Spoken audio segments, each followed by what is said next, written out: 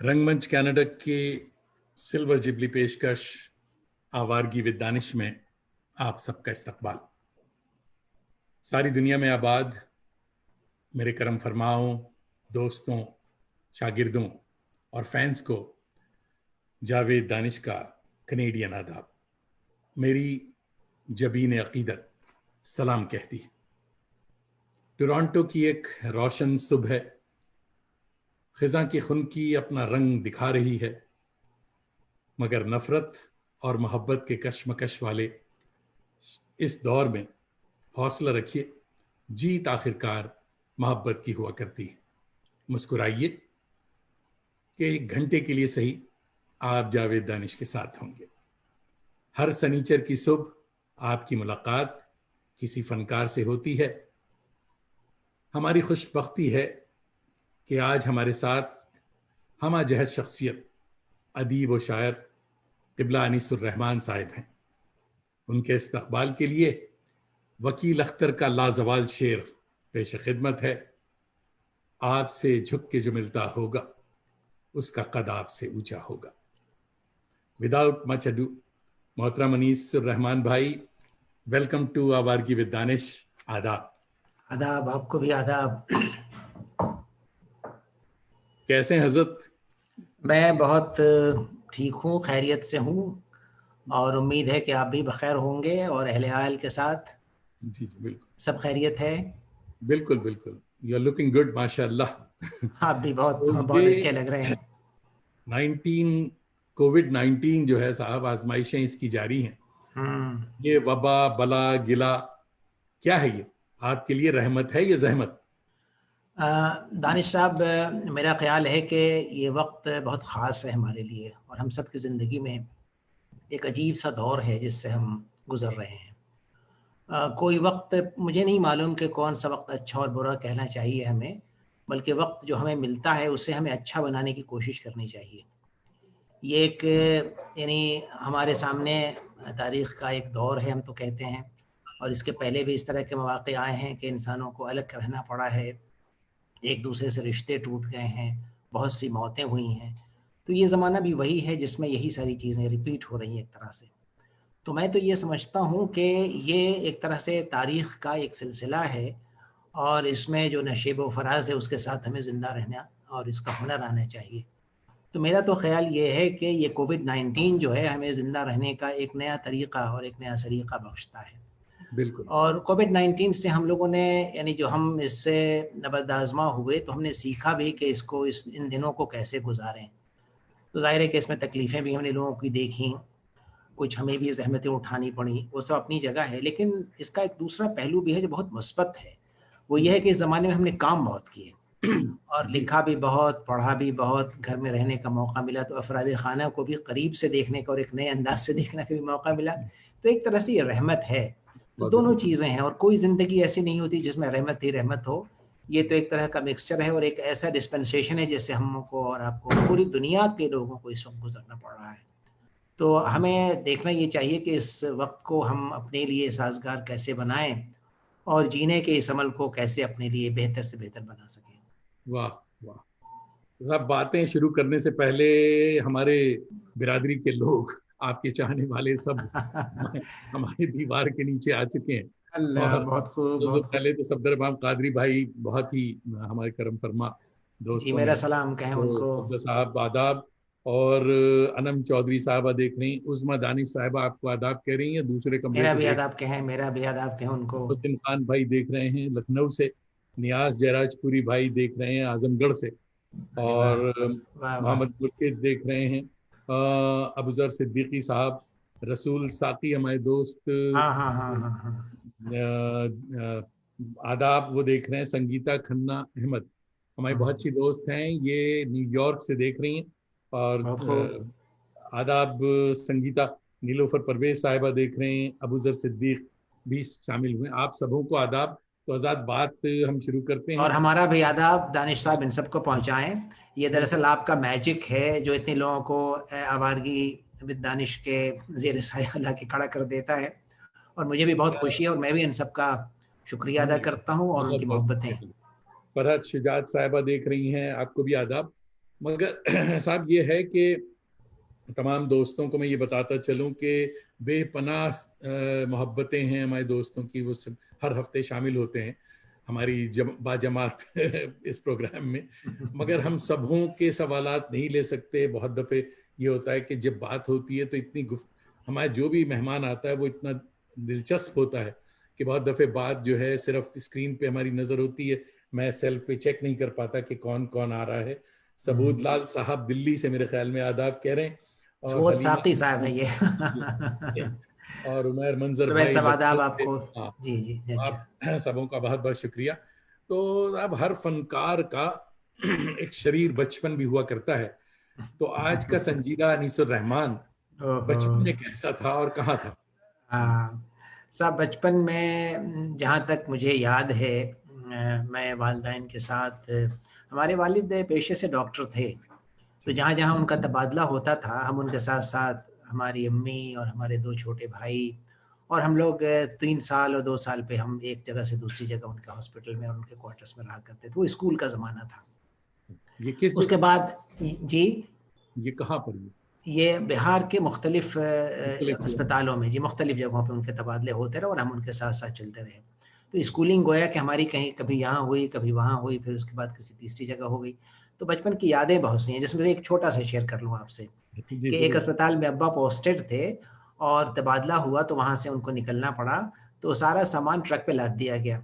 लेकिन हमारे साहब एक छोटा-सा स्कूटर नुमा एक एक गाड़ी-सी हुआ करती थी, उसको बैठ के हम चलाया करते थे। तो वो पुरानी हो गई, तो अब्बा ने कहा कि इसको ले जाने की ज़रूरत नहीं, वैसे भी ये ख़राब हो चुका है, तो क्या करेंगे इसको ले जाके? बहरहाल वो नहीं रखा गया ट्रैक पे।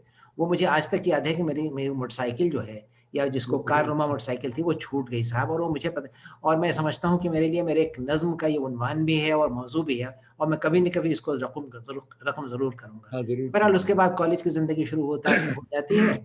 फिर मुज़फ़्फ़रपुर शहर है, एक डिस्ट्रिक्ट टाउन है, अच्छा ख़ासा बड़ा है। वहाँ हम लोग जाके, यानी अब्बा का वहाँ तबादला हो गया, फिर हम लोग वहाँ रहने लगे। फिर वहाँ उन्होंने मकान भी खरीदा। तो मुस्तकिल सुकूनत समझिए कि वहाँ हमने अख्तियार की, फिर कॉलेज का सिलसिला शुरू हुआ।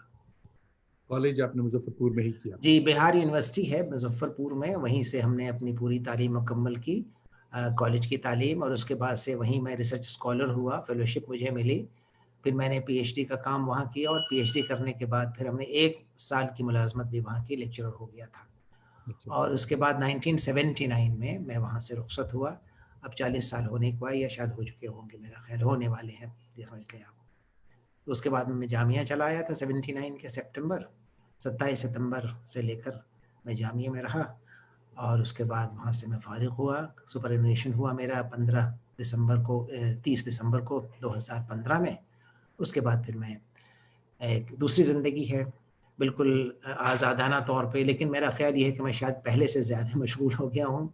काफ़ी काम मुझे, बहुत अल्लाह का शुक्र जितना अदा करूँ कम है, कि बहुत काम करने का मौका मिला, बल्कि जितने बाकी काम थे जो उस ज़माने में मैं नहीं कर सका अपनी मसरूफ़ियात और ज़िम्मेदारियों की वजह से, इसलिए कि हमारे पास जो एकेडमिक रिस्पॉन्सिबिलिटी थी वो थीं, लेकिन मुझे एडमिनिस्ट्रेशन ने बहुत मेरा वक़्त लिया। वो सवाल तो मैं बड़ा अच्छा जी। है, मैं करने जा रहा हूँ। जी हाँ, तो तो गोया कि मैं तो जामिया आ बहुत गया घर से बहुत निकल के, और रहा वहाँ 36 साल से कुछ ज़ायद, साहब कुछ 36 बहुत साल। इम्पोर्टेंट बड़े अच्छे गेस्ट, बड़े अच्छे साथी शामिल हो रहे हैं। अच्छा। मेरे ख्याल में आप वाकिफ हैं मिर्ज़ा हामिद बेग साहब। जी, जी, खूब, खूब मेरा सलाम कहें मिर्ज़ा हामिद बेग साहब, मिर्ज़ा खूब हामिद लिखते हैं, आप भाई तो खूब हमारे लिखते हैं मेरे भई। ख्याल में लाहौर से जी, जी। शामिल हुए, उनकी मोहब्बत है। और इंतखाब वासन शामिल हुए, बज़्म सदफ के हमारे शाहबुद्दीन भाई आदाब कह रहे हैं। वो भी शामिल हो चुकी हैं। दरख्शां इम्तियाज साहिबा कलकत्ते से। वाह! एक्सक्यूज मी, मेरा गला आज खराब हो रहा है। मोहम्मद उसामा साहिब, और बहुत अच्छे हमारे एक दोस्त हैं राजीव चक्रवर्ती, अरे और वाह! ये ह्यूस्टन टेक्सास से मेरे ख्याल में वहाँ से हुँ, ज्वाइन कर रहे हैं। आदाब कह रहे हैं आपको। राजीव भाई आदाब, बहुत अच्छे आदाब। उर्दू के शायर, मेरा भी बहुत अदब कहें उनसे। पसंदीदा। हाँ।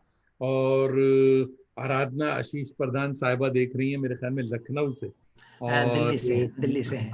दिल्ली से। जी हाँ, जी हाँ। जी, आराधना जी। साहिबा आदाब। और हाँ। मुमताज मुनव्वर पीर भाई साहिबा देख रही हैं बम्बे से।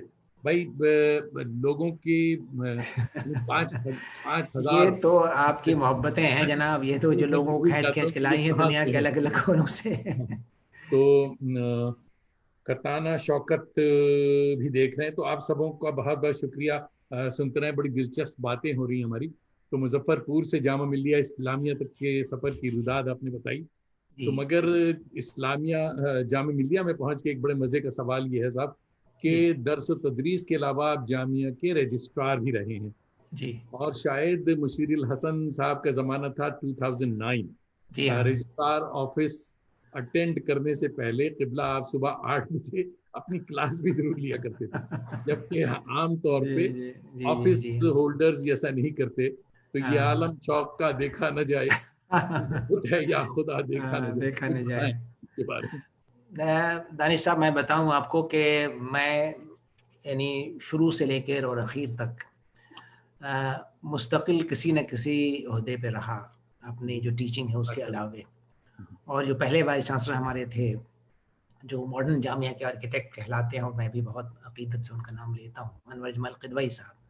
तो उन्होंने देखा परखा हम लोगों को, जो जो नए नए लोग आ रहे थे उनको, और वो देखते थे बहुत गौर से, बड़ा बहुत इत्मीनान के साथ वो लोगों का तयन करते थे कि ये कौन शख्स किस काम का होगा। तो वहाँ से हमारी ज़िंदगी की शुरुआत होती है एडमिनिस्ट्रेटिव फंक्शंस में। उसके बाद साहब मैं स्टूडेंट एडवाइज़र रहा, जो इंतहाई नाजुक काम है। स्टूडेंट एडवाइज़र यूनियन का एडवाइज़र होता है, और यूनियन और एडमिनिस्ट्रेशन के बीच में एक बफर होता है, गोया उसको दोनों तरफ की मुसीबतें झेलना पड़ती हैं। उसके बाद मैं रजिस्ट्रार हुआ, बहुत सारे ओहदों पे काम किया मैंने। मैं विजिलेंस ऑफिसर रहा, जो इंतहाई दूसरे किस्म का काम है पढ़ाने से। उसके बाद मैं रजिस्ट्रार हुआ, 2 टेन्योर्स में रजिस्ट्रार रहा। और उसके बाद एक सेंटर वहाँ खोला गया, जिसके लिए सरकार ने बहुत बड़ी आनत की थी, और वो सेंटर था centre for coaching and career planning, वो सिविल सर्वेंट्स को तैयार करने के लिए।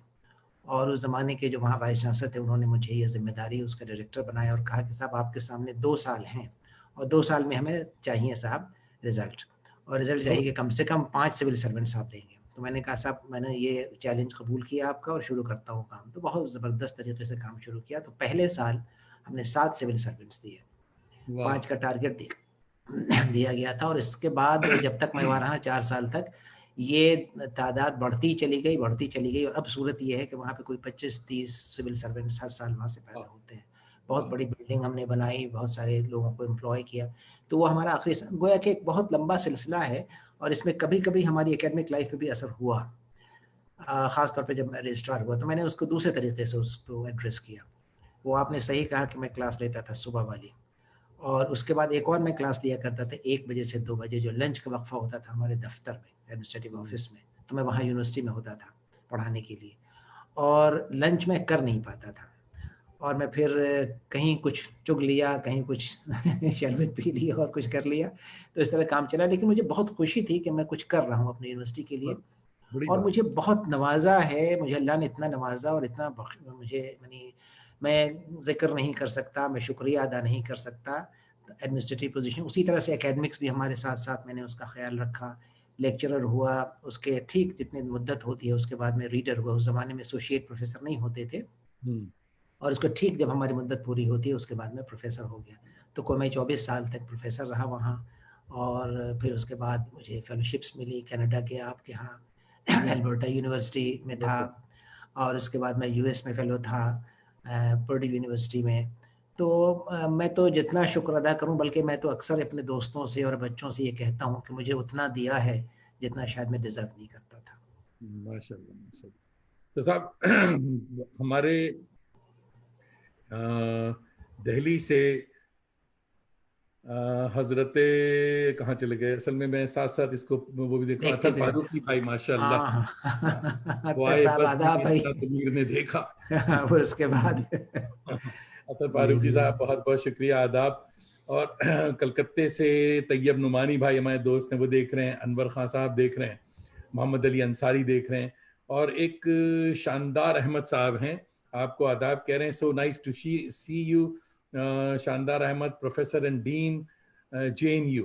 आई एम जी हाँ जी हाँ। Proud former student of Anisur Rahman Sahab. भाई वाह वाह वाह, आदाब, बहुत शानदार, शुक्रिया, आपका शानदार बहुत साहब। मोहब्बत है आपकी भाई।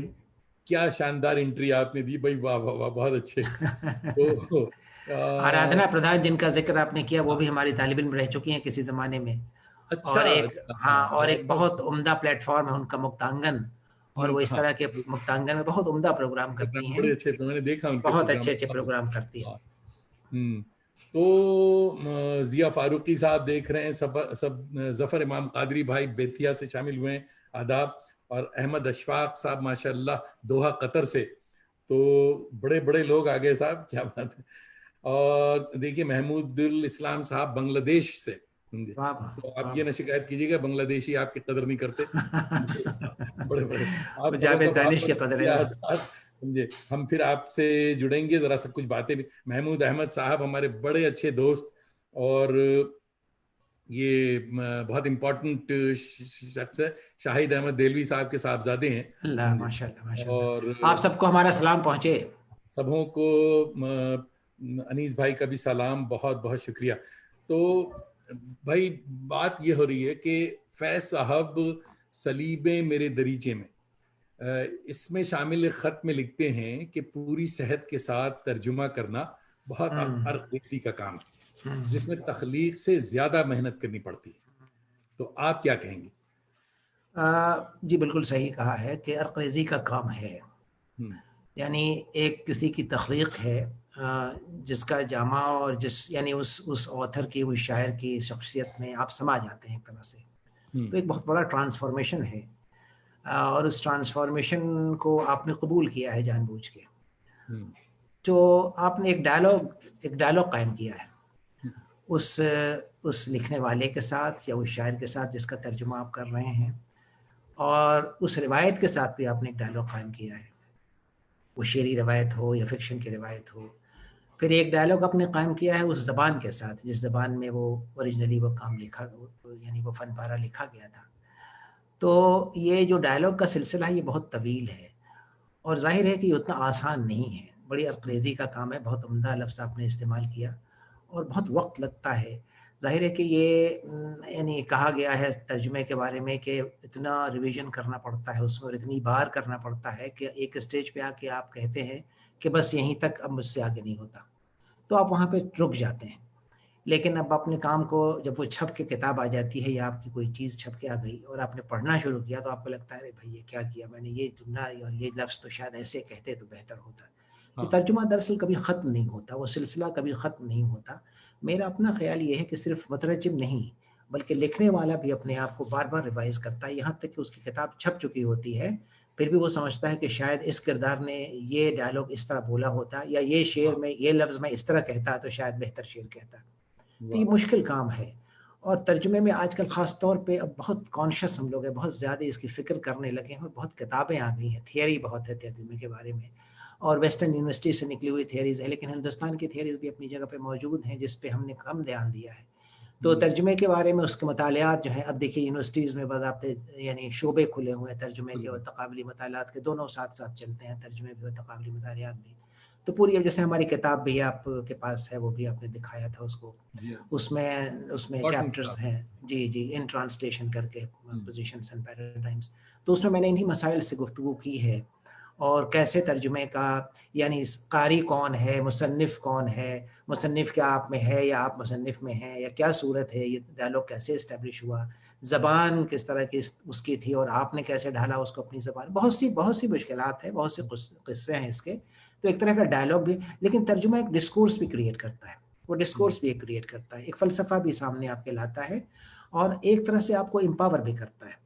हम्म, यानी आप एक दूसरी ज़बान से आए हुए अदब के को साझा कर रहे हैं किसी के साथ, तो पहले तो खुद आप उसके शरीक होते हैं और उसके बाद दूसरों का शरीक करते हैं उसमें। तो ये एक बहुत ही एनरिचिंग है, और उसके लिए जो तर्जुमा कर रहा है और उसके लिए जहाँ वो पहुँचा रहा है, और ये एक बहुत बड़ा सिलसिला है जो कायम हुआ है। 19वीं सदी से सिलसिला शुरू हुआ था हिंदुस्तान में तराजिम का, और आज अगर देखें, मैं समझता हूँ कि अभी बहुत लंबा सफ़र है मुतरज्जिम को हमारे लिए हिंदुस्तान में। लेकिन अब भी जब हम तर्जुमे पढ़ते हैं उर्दू से अंग्रेज़ी, अंग्रेज़ी से उर्दू, या किसी ज़बान में, ऑथेंटिसिटी का सवाल बार-बार आता है कि कितना ऑथेंटिक है। मेरा हाँ, अपना ख़्याल है कि अभी लंबा सफ़र है हमारे लिए। हम काम तो कर रहे हैं और हमारे सारे अहबाब काम कर रहे हैं, यूनिवर्सिटीज़ में बहुत काम हो रहा है, यूनिवर्सिटीज़ के बाहर बहुत काम हो रहा है। लेकिन एक ऑथेंटिसिटी जो है, आप गैब्रिएल गार्सिया मार्केज़ की किताब पढ़कर कभी नहीं सोचते कि अंग्रेज़ी में कहीं पे इसमें कोई लुकनत, कहीं पे आप रुक नहीं पाते, या वॉर एंड पीस पढ़ के अंग्रेज़ी में कहीं नहीं रुकते, फ्लॉबेयर को पढ़ के कहीं नहीं रुकते, या किसी भी शायर को, या किसी भी अदीब को, किसी भी अफ़सानेगार को। लेकिन हमारे यहाँ जो तराजुम होते हैं उसमें आप कहीं-कहीं रुक जाते हैं। मेरे तर्जुमे पढ़ के भी मेरे दोस्त रुक जाते हैं, कहते हैं कि यार ये लफ्ज़ जो तुमने लिखा, तो ये सवाल है हमारे सामने। तो थियरी की अलगार भी एक तरफ से है, यूरिश है एक तरफ से, खुद आपकी जो फ़हम और जो इदराक है वो भी आपके साथ है, और आप उस यानी जो मतन है आपके सामने वो है। तो एक बहुत बड़ा नेगोशिएशन है जिससे हमें यानी सामना हमारा है।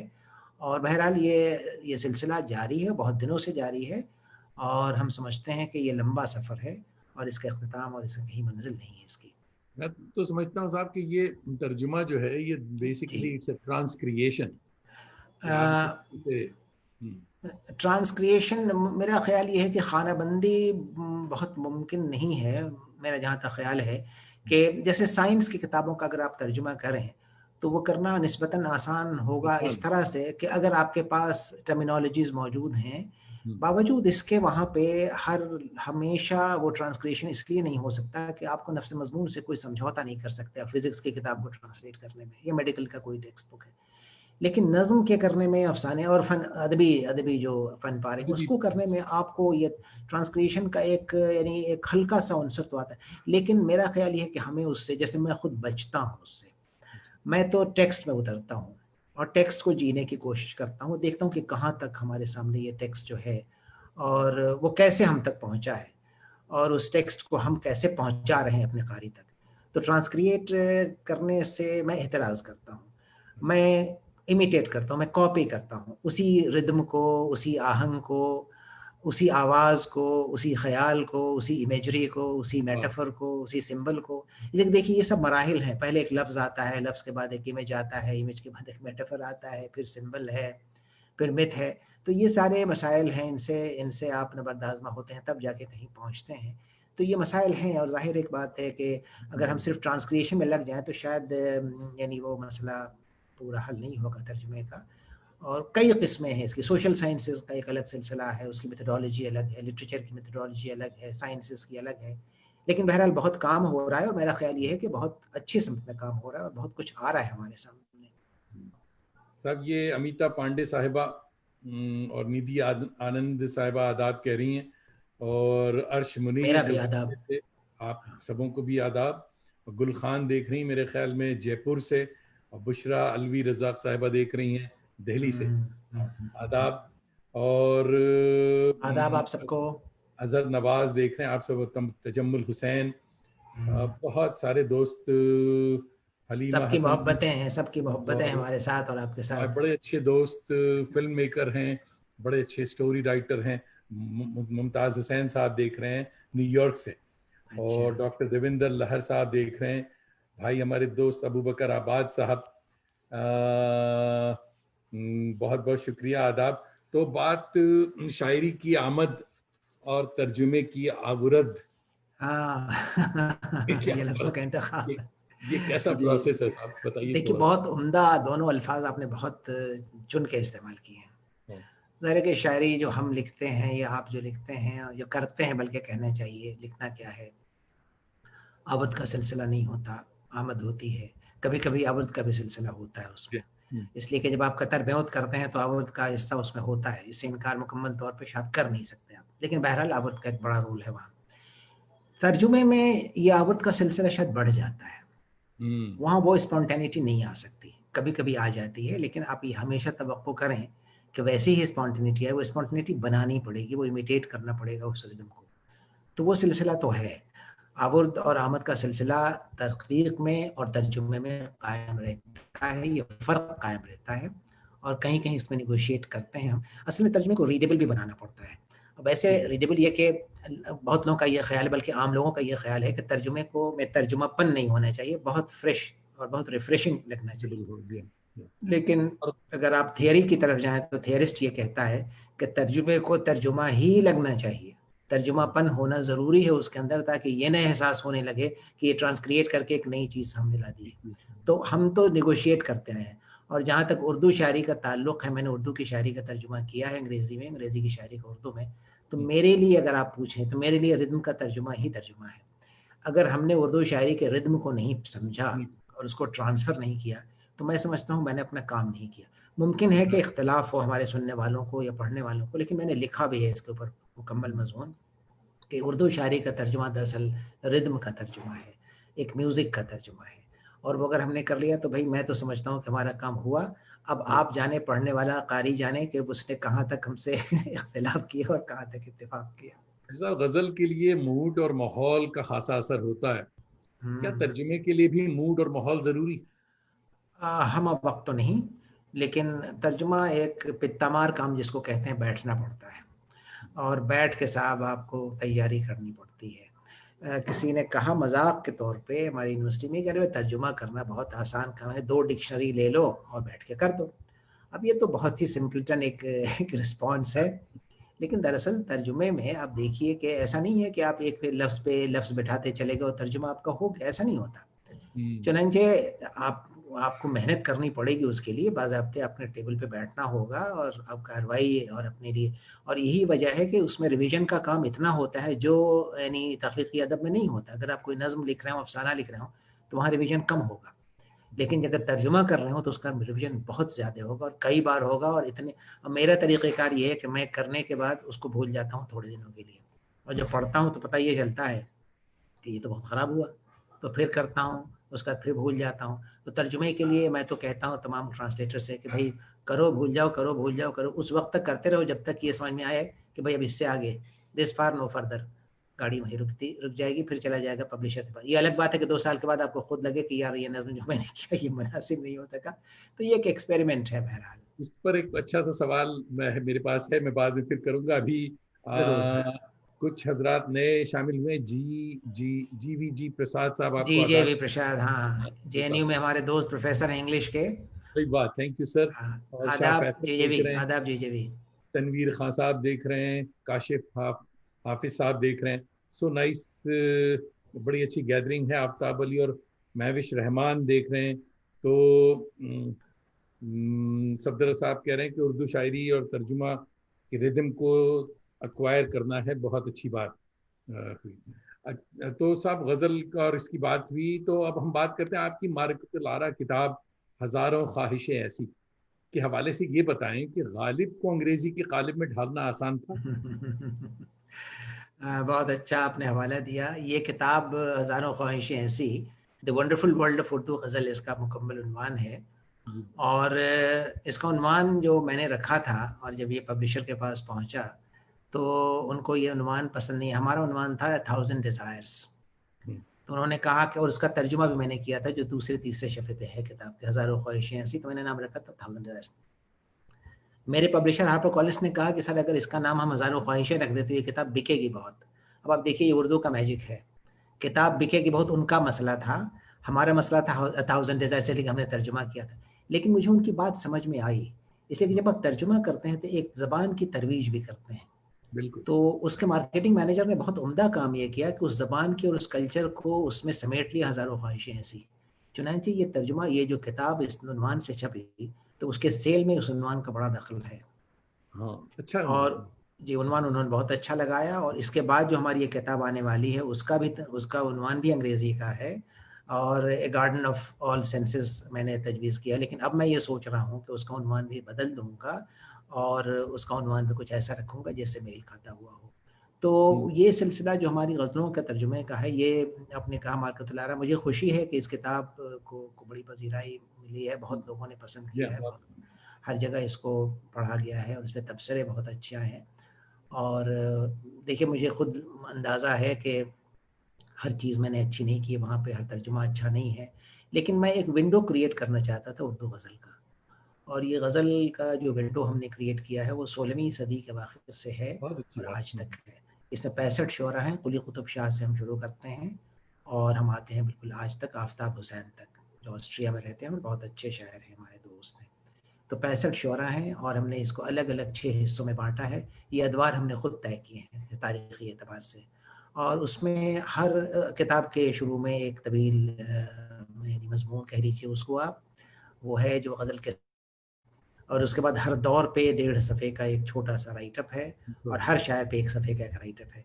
तो बहुत। कोशिश हमारी ये थी कि सिर्फ़ तर्जुमा ना करूँ, बल्कि जो हमारे पढ़ने वाले हैं उन तक एक लिटरेरी कल्चर जिसको कहते हैं आप, वो पहुँचाऊँ। चुनांचे गज़ल के जो कल्चर है वो मैंने पहुँचाने की कोशिश की थी, और वक़्त इसमें बहुत लगा था करने में। मुझे जल्दी नहीं थी कि काता और ले भागे वाला सिलसिला नहीं था मेरे साथ।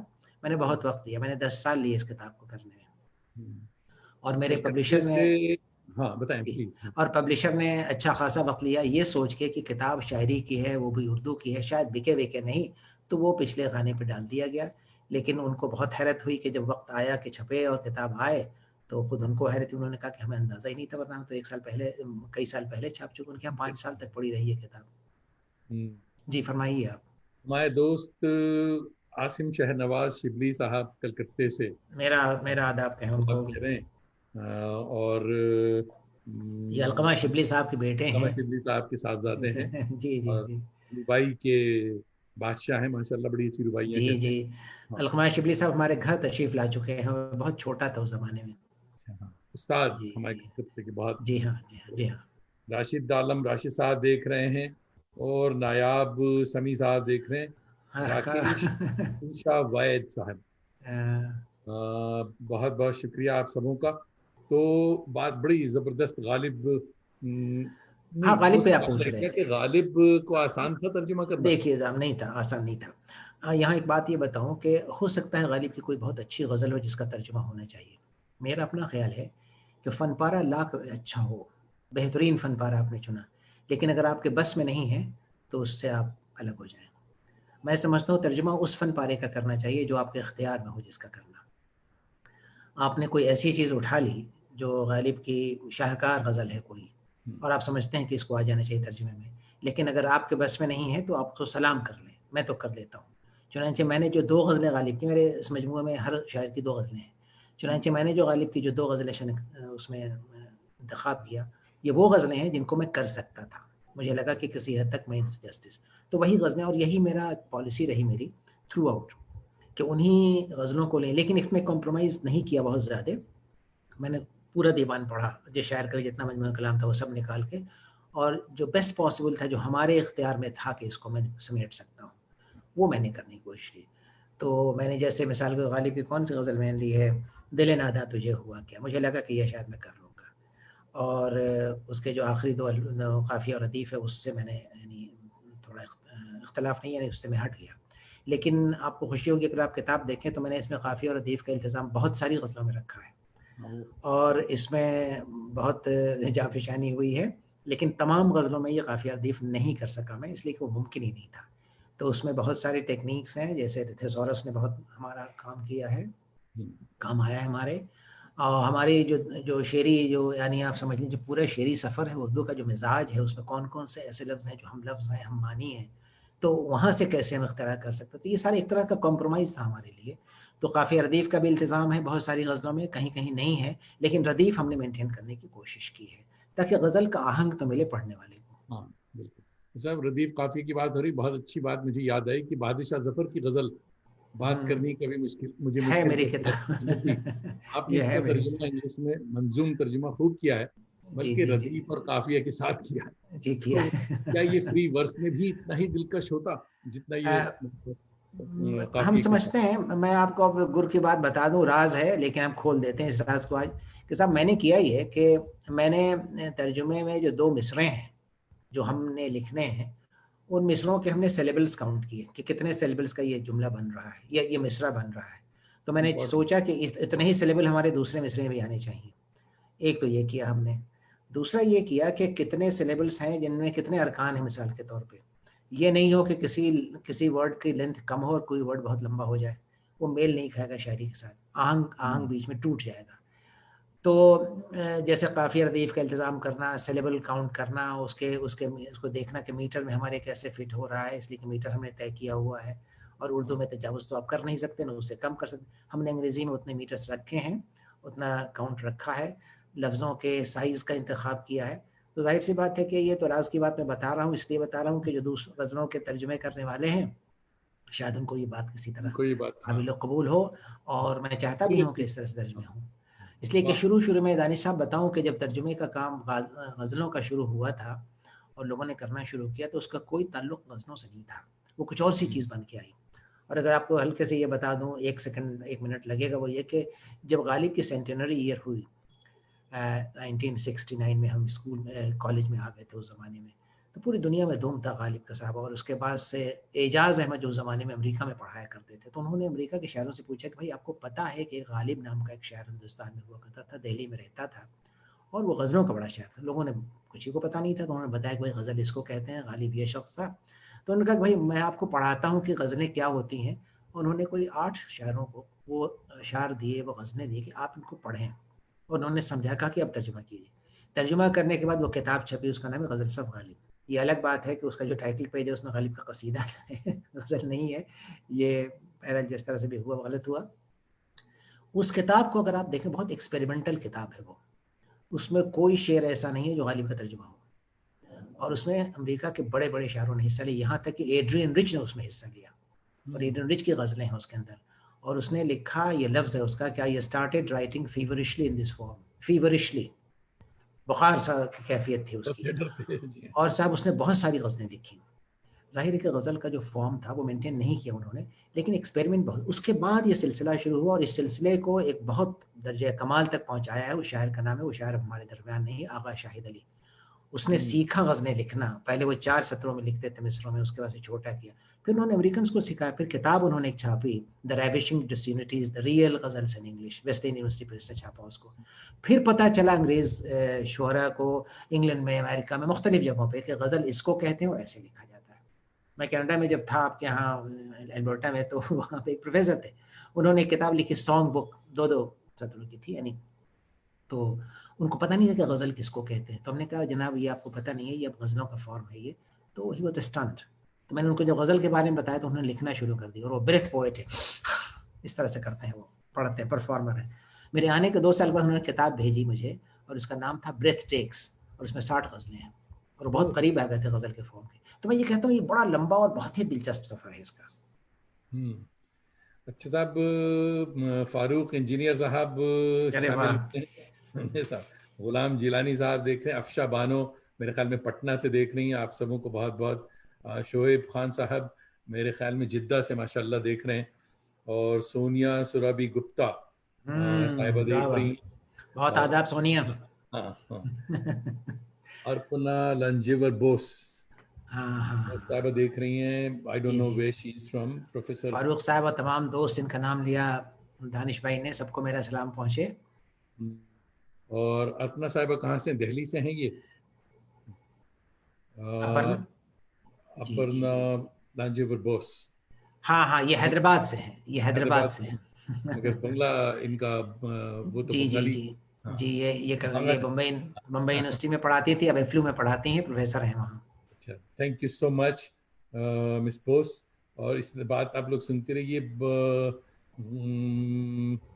नए दोस्त भी बहुत से, राकेश उषा वैद साहब भी देख रहे हैं। हाँ, प्रोफेसर साहब आप ये आदाब मुक्तांगन चलाते हैं ये। मुल्तान वाले, मुझे याद आ गया जी अजय। जी, जी, जी, बहुत अच्छे, जी। बहुत बहुत शुक्रिया आप लोगों का। हाँ, वसीम अरशद अब्बासी साहब देख रहे हैं। तो ज़बरदस्त चीज़ें हमने सीखी, तर्जुमे के हवाले से बड़ी अच्छी अच्छी बातें हुई। आप एक बात अभी हुई तो इसको हम फिर रिपीट करेंगे। यूसुफी साहब का मैं एक हाँ, इंटरव्यू ले रहा था, मुश्ताक अच्छा। अहमद यूसुफी, बड़ा हाँ, हाँ, दिलचस्प इंटरव्यू था वो। और उन्होंने अच्छा। 15 मिनट की बात की थी, मगर फिर कोई 2.5 घंटे हाँ, इंटरव्यू हाँ, था। हाँ, बहुत। वो डिज़र्व करते हैं और इसका। मुझे मानते थे बहुत, बड़ी अच्छी हाँ, उनसे मुलाकात हाँ, रही। तो हाँ। इंटरव्यू के बाद उन्होंने कहा कि मियाँ, ये जो लिख एक बात ये सीख लीजिए आप, कि लिख कर पाल में लगा दिया करो जी। तो वही मैं कह रहा आपने बताया, था। हाँ, पाल में लगा जब दीजिए। तहरीर पाल में लगाते हैं हाँ, जी। तो ये जो सिलसिला था हजारों ख्वाहिशें वाला, तो ये हाँ। कितने साल पाल में लगी रही ये चीज? बहुत दिनों तक। 10 साल। और पाल में जहाँ लगा के मैंने रखा 10 साल तक। 10 साल और लगे। काफ़ी दिनों तक छोड़ भी दिया मैंने इसको। इसलिए कि कई जगह पे मुझे लगा कि मुझसे होने वाला काम नहीं है, और मैंने बिला वजह इस काम को, लेकिन फिर मुझे हिम्मत बटोरी, और उसके बाद मैं लगा उसके ऊपर। तो करते-करते बीच-बीच में 2-2 महीने का गैप हो गया, वापस नहीं गया उसके ऊपर। फिर आया वापस, फिर वापस चला गया छोड़ के उसको। तो ये सिलसिला रहा। ये इश्क बहुत धीरे-धीरे परवान चढ़ा, और फाइनली यानी इससे हमारा तो निकाह हो गया उसमें एक तरह से। चेंजेस भी आप करते रहे? जी, चेंजेस भी करते रहे आप? बहुत, बहुत, बहुत। यूसुफी अगर साहब की तरह पहला आज हाँ, पहला ड्राफ्ट जो मेरे पास अब नहीं है, तो जी। अगर पहला ड्राफ्ट देखते तो ज़ाहिर है कि उसमें उसका कोई तालमेल नहीं है, कोई रब्त नहीं है जो फाइनली निकल के आया। वाह। बावजूद इसके मुझे ये कहना है कि जो तर्जुमा है वो बहरहाल टेंटेटिव है, हर तर्जुमा टेंटेटिव होता है, तर्जुमा ही कि हर स्कॉलरशिप बहुत टेंटेटिव अच्छी है। बात, वाह वाह। आज जो बात आपने कही है, जो लिखा है अपनी तनकीदी मजमून में, मुमकिन है कि वो कल आप खुद रिवाइज कर दें। तो ये सेलिट ने 2 मज़ामीन लिखे मिल्टन के बारे में, पहले मज़मून में जो लिखा था दूसरे में खारिज कर दिया, तो ये तो हमें करना पड़ता है और यही जी, तरक्की है और इसी में आप यानी इसी में आपकी जो एक सीख पर्सनैलिटी की ग्रोथ है और आपकी स्कॉलरशिप की ग्रोथ है, वो इसी का हिस्सा होता है। हुँ, तो वक़्त बहुत लगा था और मैंने जैसा कहा, मुझे वो उसकी जल्दी नहीं थी कि इसको बस छपवा लेना है और तमगा लेना है, ऐसा कुछ नहीं था। हुँ, हुँ। हमारे क़िबला मुश्ताक अहमद नूरी साहिब, अ, अल्लाह सलाम कहें उनको। आपका भला करे, वालेकुम अस्सलाम कह रहे हैं, वालेकुम अस्सलाम। और आप आपको भी अल्लाह सलामत रखे। अनीस भाई, आपकी वजह से क़िबला पहली बार हमारी बज़्म में तशरीफ़ ला रहे हैं। अरे वाह! तो मोहब्बत बहुत बड़ी उनकी, बात है, बहुत इज़्ज़त मोहब्बत। अफ़ज़ाई। और वसीम मलिक सूरत साहब भी देख रहे हैं, आदाब। और नए लोग, अरूशी अरूशी ठाकुर साहिबा देख रही हैं। ये फिर हमारी स्टूडेंट है साहब, हमारे स्टूडेंट्स की तो कतार है यहाँ, मैं देख रहा हाँ, हूँ। यहाँ देख रहा हूँ मैं कि और ये माशाल्लाह कोई बड़े अच्छे पता नहीं स्टूडेंट। 10 साल पहले पढ़ाया होगा मैंने इनको। अच्छा, वाह वाह वाह, थैंक यू सो मच अरूशी। और शाकिर हसन साहब देख रहे हैं, आपका भी बहुत शुक्रिया। जी, जी, शाकिर हाँ शाकिर सलाम आपको। हाँ, तो ये सफदर भाई कह रहे हैं continuity and love in translation, कि भाई बहुत हाँ, अच्छी बात है, बहुत कि अच्छी होना बात कही चाहिए। उन्होंने। हाँ, हाँ। हाँ। और टेंटेटिव ट्रांसलेशन क्या इल्मी खाकसारी है? अच्छा सवाल है सफदर भाई का जी कि हाँ, बिल्कुल है। टेंटेटिव इल्म खाकसारी है, अगर ना हो ये खाकसारी, तो तर्जुमा ही क्या, कोई कुछ ना लिखे फिर। मैं तो कहता हाँ हूँ सफदर साहब नाक़िद हैं, उनके यहाँ भी ये खाकसारी है कि वो रिवाइज़ करते हैं अपने आप को। हाँ। और उनकी जो तहरीरें आप देखिएगा, तो जैसे-जैसे वक़्त गुज़रता जाता है, तो खुद हम्म, आपकी फ़िक्र जो है वो बालिदा होती है और उसके साथ-साथ आप में यहाँ भी एक तरह की बालिदगी आती है और आप दूसरे अंदाज़ में लिखना शुरू करते हैं। तो हम्म। तर्जुमे में तो ये सादिक़ आता है, बहुत बड़ी हद तक सादिक़ आता है। बहुत अच्छी बात सफदर साहब ने पूछी। जी हाँ। और तर्जुमे की बातें बहुत हुई माशाल्लाह, हमने बहुत कुछ सीखा आज। तो आप हजरत रेख्ता फाउंडेशन के सीनियर एडवाइजर हैं, जी। कुछ रोशनी डालें रेख्ता प्रोजेक्ट पर, क्या है रेख्ता? रेख्ता से वाक़फ़ियत तो सबकी है, लेकिन मैं आपको बता दूँ, मेरी वाबस्तगी तकरीबन 5 साल पुरानी है। मैं जामिया से फ़ारिग हुआ 2015 के आखिर में, यानी 31 दिसंबर को। उसके बाद अगले ही दिन जो उसके बानी हैं संजीव सराफ साहब, उन्होंने मुझे अपने यहाँ बुला लिया और कई बहुत दिनों पहले से कह रखा था, लेकिन मैंने कहा मैं वहाँ से फ़ारिग होके आऊँगा। बहरहाल मैं वहाँ पहुँच गया। मेरे मेरे मतलब की चीज़ थी, मुझे मोहब्बत है उस वेबसाइट से, देखता रहा था। चुनांचे वहाँ मुझे काम करने का जो मौका मिला, दरअसल वो मेरी ग्रोथ का एक हिस्सा है और एक तरह की नई ज़िंदगी हमने वहाँ शुरू की। इसलिए कि अब तक जो ताल्लुक़, मैं कॉम्पेटिटिव लिटरेचर का स्टूडेंट भी हूँ, तर्जुमे का स्टूडेंट रहा। लेकिन यूनिवर्सिटी में जिस तरह से मैं कॉम्पेटिटिव लिटरेचर पढ़ता था और जिस तरह पढ़ाता था या तर्जुमे करता था, रेख्ता हमारे लिए बहुत साज़गार और बहुत अच्छी जगह साबित हुई। अच्छी जगह। बहुत अच्छी जगह साबित इसलिए हुई कि मेरा उर्दू से रिश्ता और पुख्ता हो गया और उस पुख्ता होने में एक बहुत बड़ा रोल प्ले किया, बहुत बड़ा हिस्सा अदा किया हमारी फ़ारसी की शुद्बुद ने। हमने स्कूल में पढ़ा था और उसके बाद भूल गए थे। चुनांचे एमए करने के बाद हमने फ़ारसी दोबारा से पढ़ी और हम्म, उसी वक़्त शायरी का सिलसिला शुरू हुआ था हमारे, तो इसका बहुत फ़ायदा हुआ। चुनांचे रेख्ता में जाने के बाद अंग्रेज़ी, फ़ारसी और उर्दू तीनों के बैकग्राउंड से मुझे पर्सनली ज़ाती तौर पे मुझे बहुत फ़ायदा हुआ। वहाँ पे बहुत तरह के काम होते हैं। जैसे देखिए, वेबसाइट है, जो बहुत बड़ा काम वेबसाइट वहाँ कर रहा है, वो किताबें हैं, जो डिजिटल बुक्स हैं और इस वाह, वक़्त बहुत बड़ी तादाद में 90,000 किताबें हैं और आप उर्दू की कोई किताब ढूँढना चाहें, आपको मतलब ये है कि तकरीबन 95% किताबें आपको वहाँ मिल जाएँगी। वाह। यूनिवर्सिटी में निसाब में जितनी किताबें आज पूरे हिंदुस्तान में या कहीं भी पढ़ाई जा रही हैं, वो वहाँ आपको मिल जाएँगी, यूनिवर्सिटी का नाम डालें। आप देखते हैं कि रोज़ाना एक शेर, एक एक लफ्ज़ सिखाते हैं, किसी से तारुफ़ कराते हैं, किसी शायर से, किसी लिखने वाले से, तो बहुत तरह के काम है वहाँ। फ़ेसबुक है, ट्विटर है, जितने भी आजकल जो सोशल मीडिया का प्लेटफ़ॉर्म सोशल है उसके मीडिया ज़रिए। वेरी उसके इंपॉर्टेंट। अलावा रेख्ता एक नया काम करने जा रहा है, वो एक रिसाला निकालने जा रहा है, अच्छा। रेख्तानामा, और वो बड़ा रिसाला होगा और उसमें यानी वो काम अब शुरू हो गया, बहुत जल्द आने वाला है मंज़र-ए-आम पे। वो और ऑनलाइन बुक या रेख्ता प्रिंट? कर रहा है इस काम को, प्रिंट। ऑनलाइन जी हाँ, और प्रिंट। ये प्रिंट होगा और इसके बाद वो अवेलेबल होगा आराम से भी। उसके बारे में आज ही पहला पोस्ट आया है उसके बारे में, उसकी डिटेल्स और आने वाली हैं। तो मेरे कहने का मतलब ये है कि रेख्ता ने हमें बहुत दिया और हमने भी शायद कुछ थोड़ी बहुत रेख्ता की खिदमत की और उर्दू में जो हमारी दिलचस्पी थी और फ़ारसी में जो दिलचस्पी थी हमारी, वो बहुत परवान चढ़ी यहाँ आने के बाद।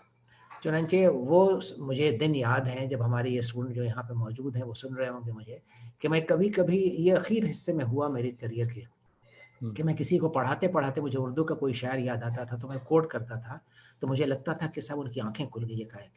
फिर मुझे लगा कि साहब अगर ऐसे मैं पढ़ाऊँ तो शायद बेहतर होगा। इसको कॉम्पेंसेट किया रेख्ता ने बहुत बड़ी हद तक। चुनांचे ये मेरे बताते ज़हन चलें कि ये इंग्लिश के स्टूडेंट्स थे जिनको आप पढ़ा रहे थे। जिनको इंग्लिश में, जी हाँ, ये सारे के सारे इंग्लिश के स्टूडेंट थे और मोस्टली एमए वाले स्टूडेंट्स हैं। जी। तो उसके बाद जो हमारे पास लड़के आए एमफिल और पीएचडी करने वाले, उन्होंने भी कॉम्पिटिटिव में काम करना चाहा और इस तरह से एक तकाबली मुतालात के साथ तर्जुमे का भी काम वाह। शुरू हुआ हमारे लिए और हमारे लिए खुद सीखने का बड़ा मौका था। तो उर्दू तो मैं एक निसाबी तरीके से पढ़ रहा था और मेरी अपनी दिलचस्पी थी। तमाम इन ऑथर्स को मैंने पढ़ रखा था, शायरों को पढ़ रखा था, लेकिन रेख्ता पहुँचने के बाद मैंने उसको फिर बाज़ाब्ते तौर पे इसको देखा। तो चुनांचे मैं अपने को बहुत रिच महसूस करता हूँ, बहुत रिच महसूस करता हूँ। लगता है कि मुझे बहुत बड़ी मदीयत है ये। तो रेख्ता का काम कई लेवल्स पे हो रहा है, कई लेवल्स पे हो रहा है और अभी इसमें हाल में एक बड़ी चीज़ हुई है, 2 बड़ी चीज़ें हुई। रेख्ता ने एक नया वेबसाइट शुरू किया, उसका नाम है हिंदवी और ये इस हिंदी पे का हम वेबसाइट। आएंगे। अच्छा, एक हाँ। सवाल ये कह रही हैं, महविश रहमान साहिबा हैं, तो ये भी हमारी स्टूडेंट हैं साहब। स्टूडेंट हैं, ये पूछ रहे हैं कि why do you have to make changes in the translation when you revisit although the original text remains the same. Yes, original text तो महविश वही रहता है। ओरिजिनल टेक्स्ट तो आपके पास आया है, पका-पकाया तैयार। लेकिन आप उसको जब रेंडर करना चाहते हैं, उसको जब अपनी ज़बान में लिखना चाहते हैं या ज़बान में पहुँचाना चाहते हैं, तो आपके लिए एक ज़माने में हो सकता है कि एक वक़्त में हो सकता है कि एक लफ्ज़ बहुत ज़रूरी लगा हो कि ये है। अब मिसाल तुमको दे देता हूँ भाई, महविश देख लो, अंग्रेज़ी का एक नज़्म है, behold her single in the field, yon solitary Highland lass. ये वर्ड्सवर्थ की बहुत मशहूर नज़्म है, बच्चों को पढ़ाते हैं सॉलिटरी पर। अब बिहोल्डर कह रहा है, वो सी भी तो कह सकता था, लुक भी तो कह सकता था, वॉच भी तो कह सकता था, ऑब्जर्व भी कह सकता था। तो उसके सामने तो पूरा मौजूद है लफ्ज़ों का खजाना, लेकिन खुद वर्ड्सवर्थ कह रहा है सी, तो भला हम क्यों ना कहें यही बात 5 बार हम क्यों ना रिवाइज करें अपने को। तो रिवीजन जो है वो बेहतर तरीका है कम्युनिकेशन का। और आप खुद लिखती होंगी तो आपको अंदाज़ा होता होगा, आपने क्लास में भी देखा होगा, मैंने शायद ये बात की भी होगी, मुझे नहीं याद। तो आप देखिएगा रिवीजन जब तक आप नहीं करें तो खुद आपकी पर्सनैलिटी रिवाइज़ नहीं होती, आप जहाँ हैं वहीं बने रह जाते हैं और आपकी ग्रोथ नहीं होती। तो रिवीजन तो सिर्फ़ लिखने में क्या, आपकी पर्सनैलिटी में रिवीजन होता रहता है। जो आज आप सोच रहे हैं वो कल नहीं सोचेंगे, कुछ और सोचेंगे कल आप, और लगेगा ये कि आप बेहतर इंसान की तरह निखर के आ रहे हैं। और स्कॉलर और इंसान 2 अलग-अलग चीज़ें नहीं हैं। जो स्कॉलर अच्छा है वो इंसान भी अच्छा होना चाहिए उसको। हालाँकि इस पे मेरे दोस्तों का इख्तिलाफ़ है कि भई इंसान ज़रूरी नहीं है कि अच्छा हो, अच्छा शायर होना ज़रूरी है। बहरहाल ये अलग-अलग बातें हैं और इस पे इख्तिलाफ़ हो सकता है। लेकिन रिवीजन महविश बहुत ज़रूरी है। अच्छा साहब, ये आई होप के महविश साहिबा को सवाल जवाब मिल गया होगा। और राना फिरोज साहिबा कराची से हमारी भांजी हैं, देख हाँ, रही हैं वो। माशाअल्लाह। और आदाब राना।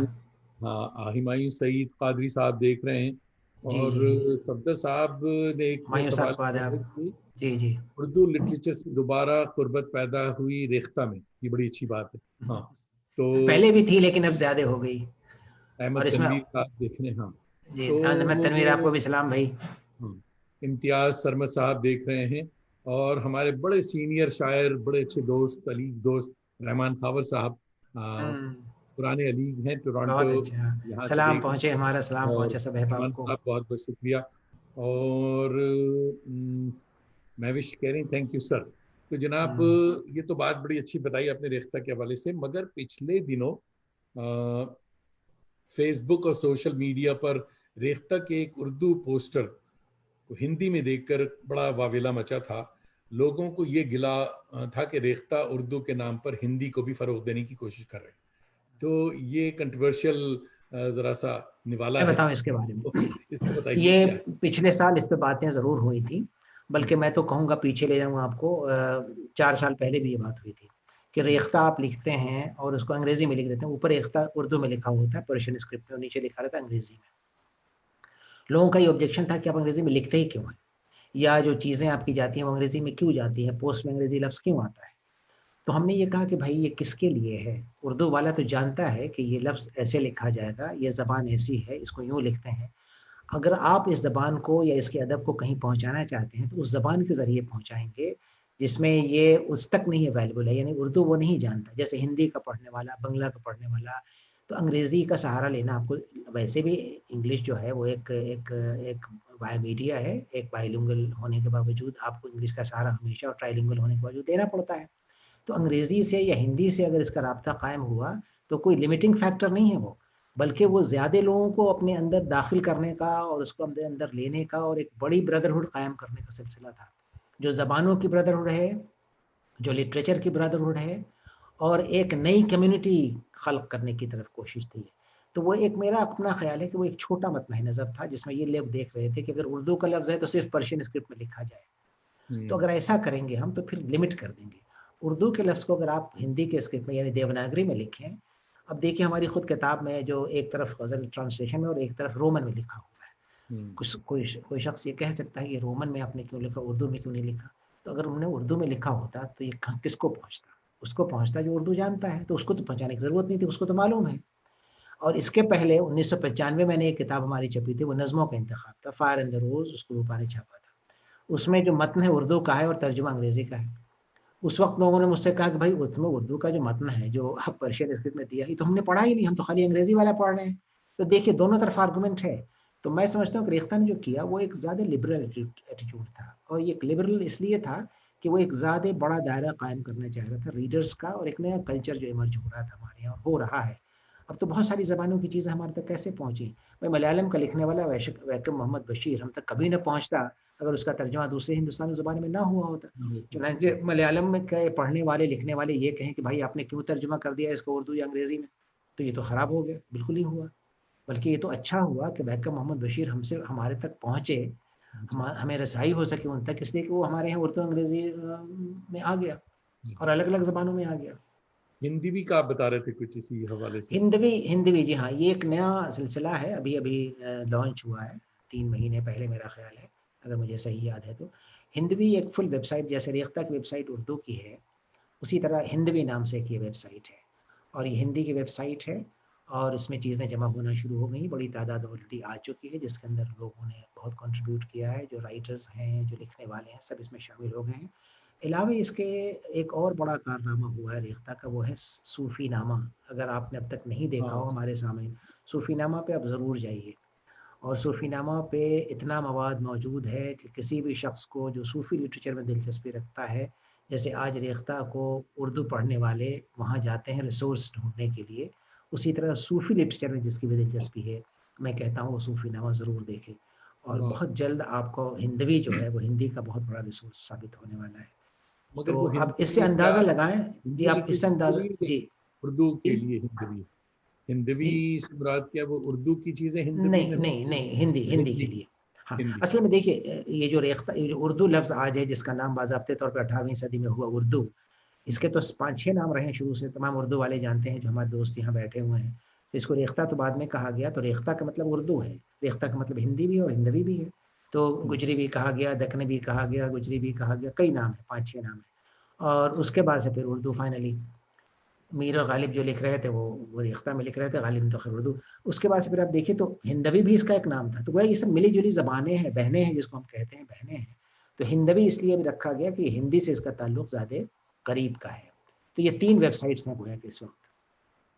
देखिए कलकत्ते से बहुत फ़ास्ट ग्रोथ हुई है। मैं जिस वक़्त रेख्ता में शामिल हुआ 5 साल होने वाले हैं मुझे। उस वक़्त कोई 40 लोग वहाँ पे थे। इस वक़्त कोई 150 लोग वहाँ पे काम करते हैं। ओहो! जी, हुँ।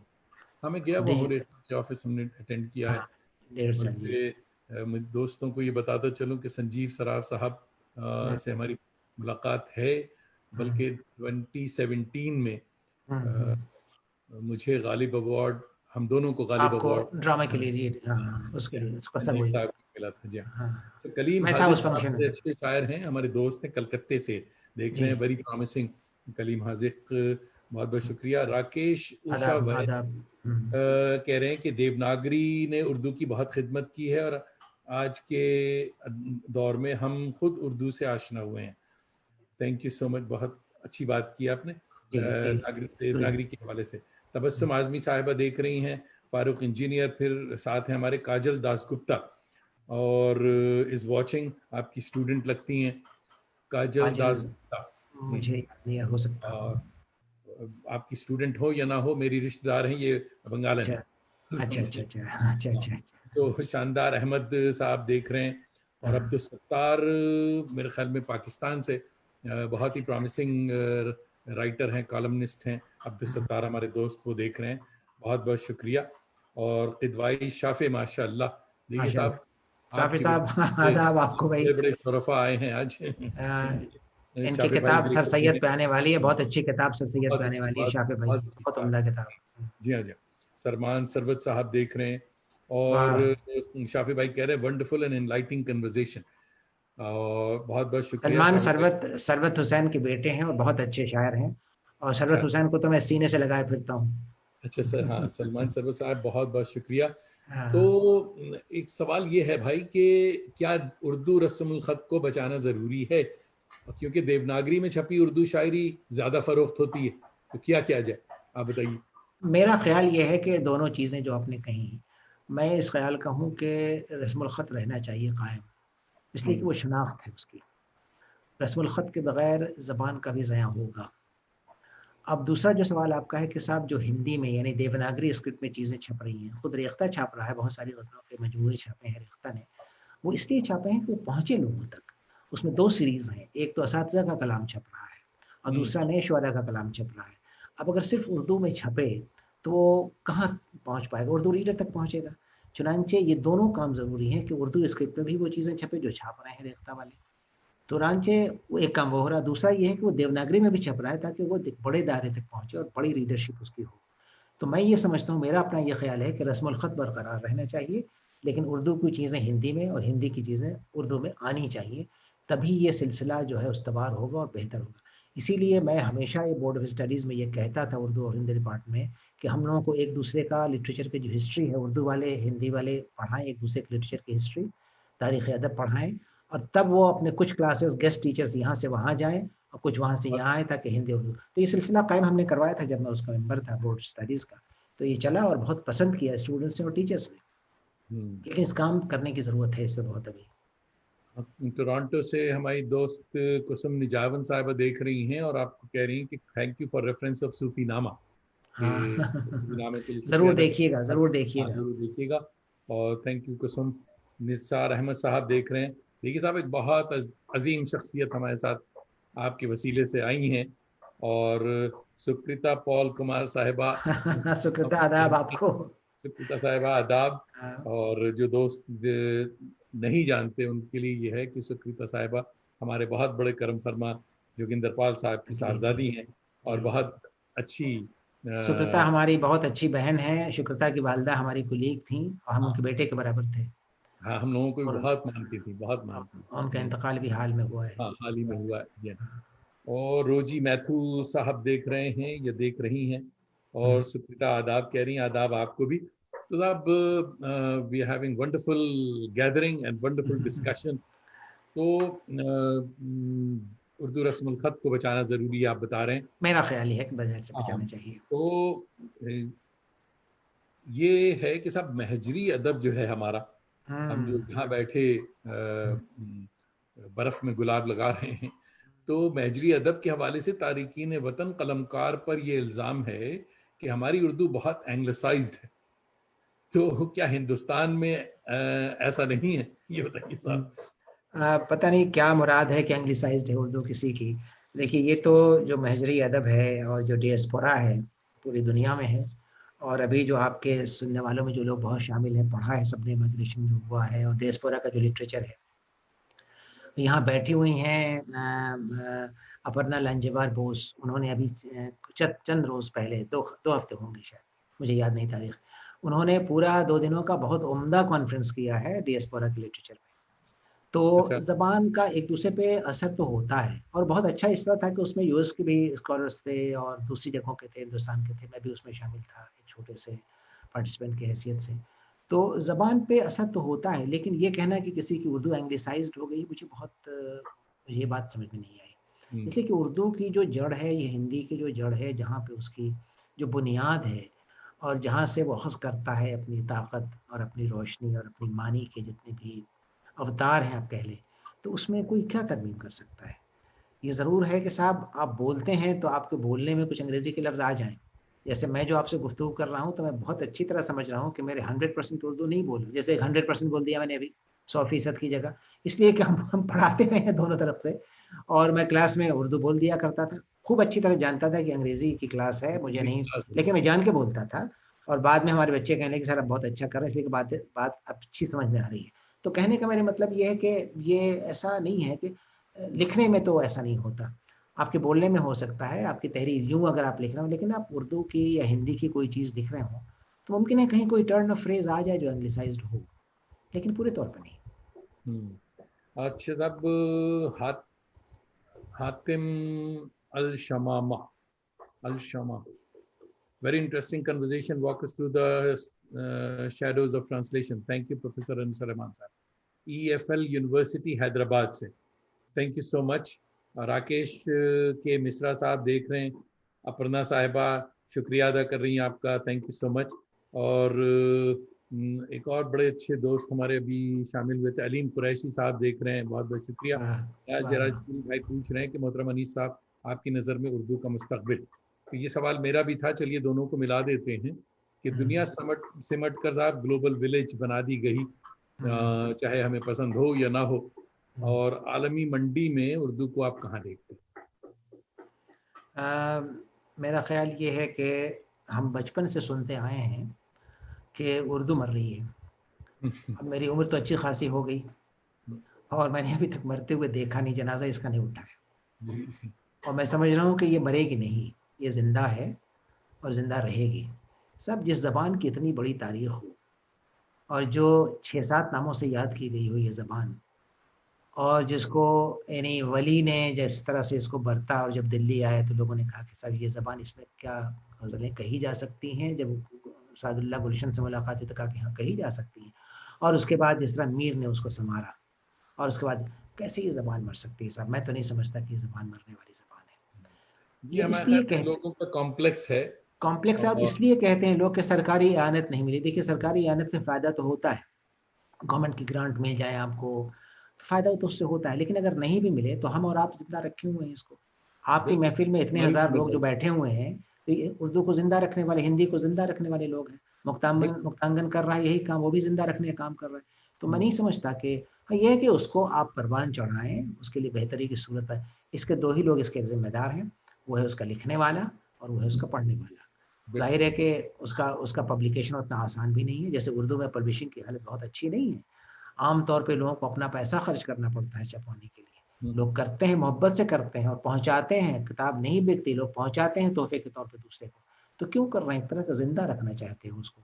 तो उसके पीछे ये जो जज़्बा है उसको देखना चाहिए और समझना चाहिए और ये कहने के बजाय कि साहब वो ज़िंदा नहीं रहेगी और मरे और आलमी ज़बानों में उर्दू का जो मक़ाम है, इस पे तो पूरा एक हमने सेशन किया था रेख्ता में, मेरे ख़्याल में 2017 या 18 में और उसमें पूरा अगर उस सेशन पे आप जाएँ, 18 का सेशन देखें तो उसमें आलोक राय थे हमारे ऑडिट साथ। है। जी है, वो है आपको मिल जाएगा। तो मैंने पूरा अहाता किया था उसमें कि इस वक़्त दुनिया में कितनी ज़बानें बोली जाती हैं, कितने ममालिक हैं और किसके तो हिंदुस्तानी ज़बानों का जो सिलसिला है वो तो बहुत ऊपर है।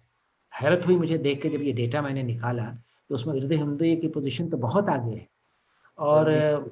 उससे मुझे ये थीसिस गलत साबित हुआ कि लोग कहते हैं कि हिंदी और उर्दू मर रही है, नहीं मर रही है। बल्कि एक दूसरे के साथ जिसको समन्वय कहते हैं, एसिमिलेशन जो हुआ है उर्दू-हिंदी का, इसकी वजह से इसकी तो उम्र बढ़ गई है और बढ़ेगी अभी और। साहब कराची से हमारे भांजे साहब एहतिशाम जमील साहब देख रहे हैं, थैंक यू एहतिशाम, और आदाब कह रहे आदाब, हैं। आदाब। तनवीर शानदार अहमद साहब, what a what is the future of translation as a career with the rapidly growing capabilities of machine translation? शानदार Could all तर्जुमे का translation also contribute to technology?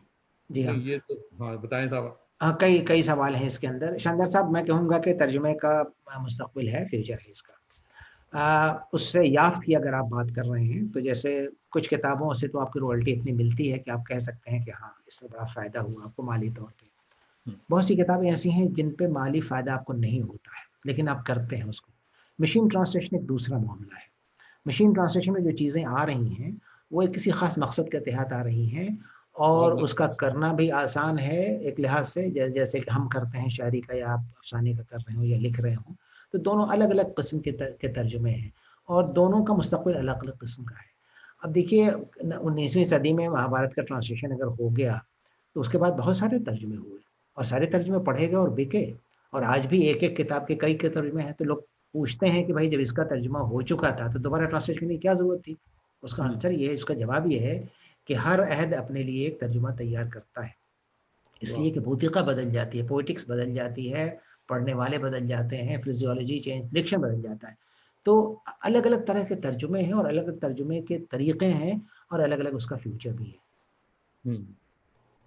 तो क़िबला आप अंग्रेजी अदब के उस्ताद रहे हैं जी। और ये शेक्सपियर आई मीन शेक्सपियर के दीवान से शेक्सपियर जी, शेक्सपियर जी, के जी। दीवान से निकलकर मीर हाँ, की खानका में कैसे और क्यों कराना हुआ? मीर तो साहब देखिए हर शख्स तो शुरू करता है गालिब से, समझता ही है कि उर्दू का सबसे बड़ा शायर है, वाक़ई सबसे बड़ा शायर है। लेकिन जब हम पढ़ने लगे, ज़ाहिर है कि इस कॉलेज के ज़माने में निसाब में पढ़ते थे मीर को, फिर उसके बाद पास करने के बाद मीर पढ़ते रहे। लेकिन साहब बहुत दिनों तक सोचने के बाद हमने ये पूछा अपने आप से ये सवाल कि मियाँ कितने अशआर गालिब के समझते हो तुम? तो मुझे जवाब मिला कि बहुत सारे अशआर नहीं समझते हैं। फिर मीर को जो पढ़ा तो लगा कि इसमें से तो अक्सर हम समझ जाते हैं, और तो ये हमारा शायर पैदा हुआ है, हमारे लिए है। साहब मीर तो बहुत बड़ा शायर है, गालिब को पीछे छोड़ दिया है उसने। अब आप माफ़ करिएगा अगर आपको इख्तलाफ इससे हो। देखिए गालिब शायर बहुत बड़ा है, मैंने पहले भी ये बात कही है और कई जगह पे कही है कि गालिब शायर बहुत बड़ा है। मीर शायर बड़ा होने के बावजूद उस्ताद बहुत बड़ा है। मीर कितना बड़ा उस्ताद नहीं, उसकी उस्तादी का ज़िक्र और उसकी उस्तादी का यानी को मानने वाले सब हैं। उस्तादों का उस्ताद है उस्ताद हमारा, राशिद ख़ज़ीमाबादी कहते हैं। पता नहीं कितने लोगों ने मीर की उस्तादी का ज़िक्र, खुद मीर कहते हैं अपने बारे में, और लोग कहते हैं कि साहब अना है। अरे भई अना नहीं है वो एक तरह की इस कदर ह्यूमिलिटी है उसकी अना में कि वो आदमी तो लगता है जैसे हमारे आस-पास का आदमी है और ऐसे-ऐसे शेर कहता है। तो गालिब को तो समझना बड़ा मुश्किल है। गालिब के वो अशआर हमें आपको याद है, अज़बर हैं, आप किसी सबको याद है जो भी उर्दू जानने वाले, हिंदी जानने वाले। लेकिन गालिब के बहुत से जो मुश्किल शेर हैं, आप एक सुना के देखिए। तो मीर तक हम इसलिए पहुँचे कि मीर भाग गया। मीर से एक तरह का इश्क होने लगा, मीर समझ में आने लगा, लगा कि साहब ये तो हमारी बात कर रहा है। और जब उसके अंदर उतरे तो लगा कि साहब मीर तो ऐसी-ऐसी बातें करता है, जो इंसान के ऑर्गेनिक ग्रोथ का को समझने में मदद करता है। यानी उनके यहाँ वो अशआर भी हैं जो आप नहीं समझेंगे कि मीर कह रहा होगा, लेकिन वो कह रहा है कशफ़ा खींचा दैर में बैठा, कब का तर्क इस्लाम किया। तो एक इर्रेवरेंस है मीर के यहाँ, गालिब के यहाँ भी है, उल्टे फिर आया दरे काबा गरवाना वो भी कहता है। लेकिन मीर तो कहीं आगे निकल गया हुआ है उससे। और मीर के यहाँ एक से एक फ़लसफ़ियाना। अब देखिए कितना मतलब उनका एक शेर है मीर का, साफ़ मैदा लामकां साहो, साहो तो मेरा दिल खुले। बंद हूँ मामूरे दुनिया के दीवारों के बीच। इतना वाह, बड़ा शेर है साहब ये, इतना बड़ा शेर है। मैं समझता हूँ उर्दू शायरी के यानी ग़ज़ल की तारीख़ में इसका एक ही हम पल्ला शेर है और वो है सिराज का। ख़बरे तहय्युर इश्क सुन, न वाह, जुनूँ रहा न परी रही। ये शेर जो है, और दूसरा मिसरा कि न तो तू रहा न न तो मैं तो रहा, रहा जो रही सो बेखबर। ये बेखबर। दोनों एक पाए के शेर हैं। तो मीर के यहाँ ये भी मिलता है, और मीर के यहाँ ऐसे भी शेर मिलते हैं कि बागी नमाज़ जुमा तो जाती नहीं है मीर, और दूसरे मिसरे में थोड़ी देर रुको भाई, अभी नशे में हूँ, ज़रा वज़ू-वज़ू करके चलूँगा। ये भी मीर कह रहा है। उसके अलावा वो भी शेर कहता है मीर, जिसमें वो कहता है लेते ही नाम उसका सोते से जाग उठे हो। है खैर मीर साहब कुछ तुमने ख्वाब देखा? इस तरह के भी। तो ज़िंदगी को जीने वाला आदमी है साहब।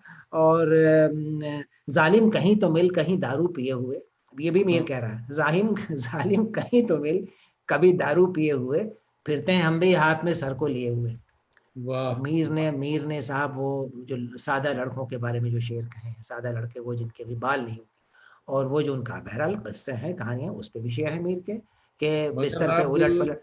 तो वो तो मीर तो अब भाता है इसलिए कि साहब जिस तरह हमारे यहाँ गुनाह और सवाब है, ज़हन में हमारे करवटें लेता है, उसी तरह मीर के यहाँ भी करवटें लेता है। हाँ, तो मीर तो साहब एक अजीब-ओ-गरीब शायर है, हवास हवास बाख्ता कर देता है पढ़ने वालों को। हाँ, मेरे संगे मज़ार पर फरहाद रख के तशा कहे या उस्ताद। ये कहाँ से लहज़ा आएगा साहब किसी के यहाँ। मेरा तो मैं तो लिख रहा हूँ मीर। पहले मैंने गालिब एक्सप्लेन लिखा, 100 लिखे मैंने रेख्ता के लिए जो हर संडे को जाता है फेसबुक पे। अब वो ख़त्म होने के बाद मीर पे मैं लिख रहा हूँ, और इसको लिखने में जो मज़ा आता है साहब, वो कभी नहीं आया था किसी के लिखने में। मीर एक्सप्लेन्ड है जो मेरे ख़्याल में खुदाए 40 वाली सुखन मीर से जी आपका लगाव देख रहा हूँ मैं, इश्क आपका खुदाए सुबहान मीर से आपको खास लगाव है। मगर जी आम तौर पे ख्याल ये है कि साहब मीर जो है वो हुस्न व यास का शायर है, डिप्रेस करता है, पेसिमिस्ट बना डालता है, बल्कि बावला बनाए देता है। सही कह रहे तो हैं। इसके बारे में आप क्या कहेंगे? इसके बारे में साहब मेरी बिल्कुल दो टूक राय है। उर्दू के साथ-साथ जो यहाँ बैठे हैं मुझसे इख्तिलाफ़ करें, ना करें मुझे उसकी फ़िक्र नहीं है। देखिए मीर को बिल्कुल गलत अंदाज़ से लिया गया है 2 तरीके से। पहला ये है कि मीर को हुस्न और याज़ का शायर बता दिया। बता अगर दिया। हुस्न और याज़ का शायर होता तो ये इस तरह के अशआर जो मैंने आपको सुनाए वो नहीं कहता। हम्म। दूसरी बात ये है मीर के साथ बड़ी नाइंसाफ़ी ये हुई है और वो शायद मुमकिन भी नहीं था करना किसी के लिए। मीर ने 1800 ग़ज़लें कही हैं साहब, 1818 ग़ज़लें हैं, 6 दीवान हैं उसके पास, 36 वो मसनवी हैं, पता नहीं क्या-क्या लिख रखा है उस आदमी ने। तो अब आप ये इमेजिन करिए कि मीर का जो दायरा है, मीर जिस तरह काम कर रहा है, गालिब उस तरह नहीं कहा, गालिब का तो एक छोटा-सा दीवान है और उसमें उसका अक्सर अशआर आपको याद हैं, सिवाय उसके जो बहुत मुश्किल हों। तो मीर के यहाँ जो ये सिलसिला है ना, वो आपको इस तरह से गर्विदा करता है, बना लेता है, अपनी तरफ ले आता है कि ये सारे सवाल फ़ुरूई सवाल हो जाते हैं। तो मसला ये हुआ है कि मीर का दीवान कोई पढ़ नहीं सकता, 1800 ग़ज़लें कौन पढ़ेगा बैठ के? चुनांचे लोगों ने उसका इंतख़ाब शायद किया। तो हम मीर को उतना ही जानते हैं जितना इंतख़ाब के ज़रिए हम तक पहुँचा है। आप जी। तो मैंने जब उसको पढ़ा, तो मुझे लगा कि यार बहुत सारे शेर तो ऐसे हैं मीर के, जो इतने उम्दा हैं और ये हो सकता है कि हमारी पसंद के हों और दानिश इकबाल की पसंद के ना हों और सफदर साहब की पसंद के ना हों या किसी और के। तो मीर के यहाँ बड़ी वैरायटी है, बहुत बड़ी वैरायटी है और वो तो साहब कहीं आपको आराम से नहीं बैठने देता है। हम्म। हमारे कौसर मजरी भाई अच्छा कौसर साहब आप भी मौजूद हैं? आ गए। कौसर सलाम, मजरी सलाम। भाई, सलाम अस्सलाम भाई वालेकुम। जी। माशाल्लाह बड़े शरफा जमा हुए हैं साहब, अरे बड़े साहब ये बड़े सब शरफ। आपका फैज़ है। आपकी उस्मा मोहब्बत है। इरफान साहिबा ये टोरंटो के हमारे एक दोस्त हैं, ये भी देख रही हैं, बहुत बहुत शुक्रिया। फैजान हसन जियाई साहब देख रहे हैं। तो हाँ। अब मीर की बात चल रही है और मजे की चल रही है साहब कि मतलब मीर कहता है कि सारे आलम पर हूं मैं छाया हुआ, मुस्तनद मुस्तनद है मेरा फरमाया हुआ। फरमाया।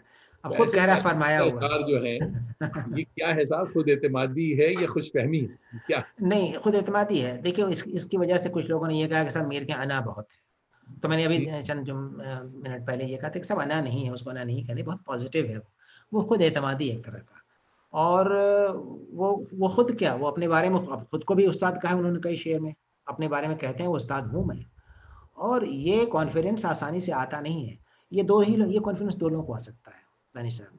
एक तो उसको आएगा जो वाक़ई इसको डिज़र्व करता है और दूसरा उसको आएगा जो बिल्कुल डिज़र्व नहीं करता। जो किसी लायक नहीं है उसको कॉन्फिडेंस बड़ा होता है कि यार मैंने जो कह दिया वो हर्फ़ आखिर है, तो वो तो उसका ज़िक्र यहाँ नहीं हो रहा है। यहाँ ज़िक्र हो रहा है मीर का। तो उस्ताद मीर के। के यहाँ हाँ, उस्ताद है, वो उस्तादुल असातिज़ा है साहब।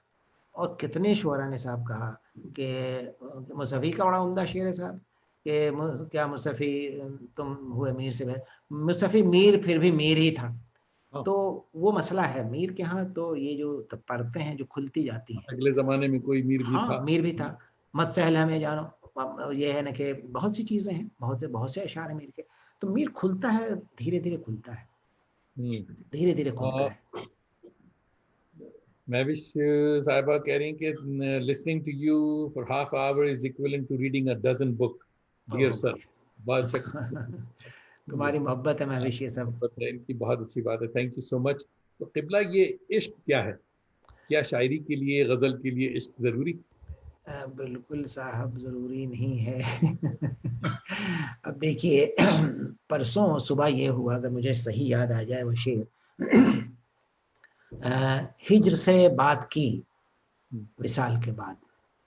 आप मेरी वाह उम्र देखें हैं और मैंने हिज्र और विसाल का ये परसों सुबह शेर हुआ और उसके वाह वाह। बाद ये पूरी गज़ल हो गई, 5 शेर हुए। हिज्र से बात की विसाल के बाद, अब के आना तो माहो साल के बाद। अब वाह मेरी वाह। उम्र का आदमी ये कह रहा है कि विसाल चाहिए हमें और हिज्र मत आना भैया, अब आओगे भी तो तुम कुछ साल के बाद आना, कुछ महीनों के बाद आना, इतनी जल्दी मत आना।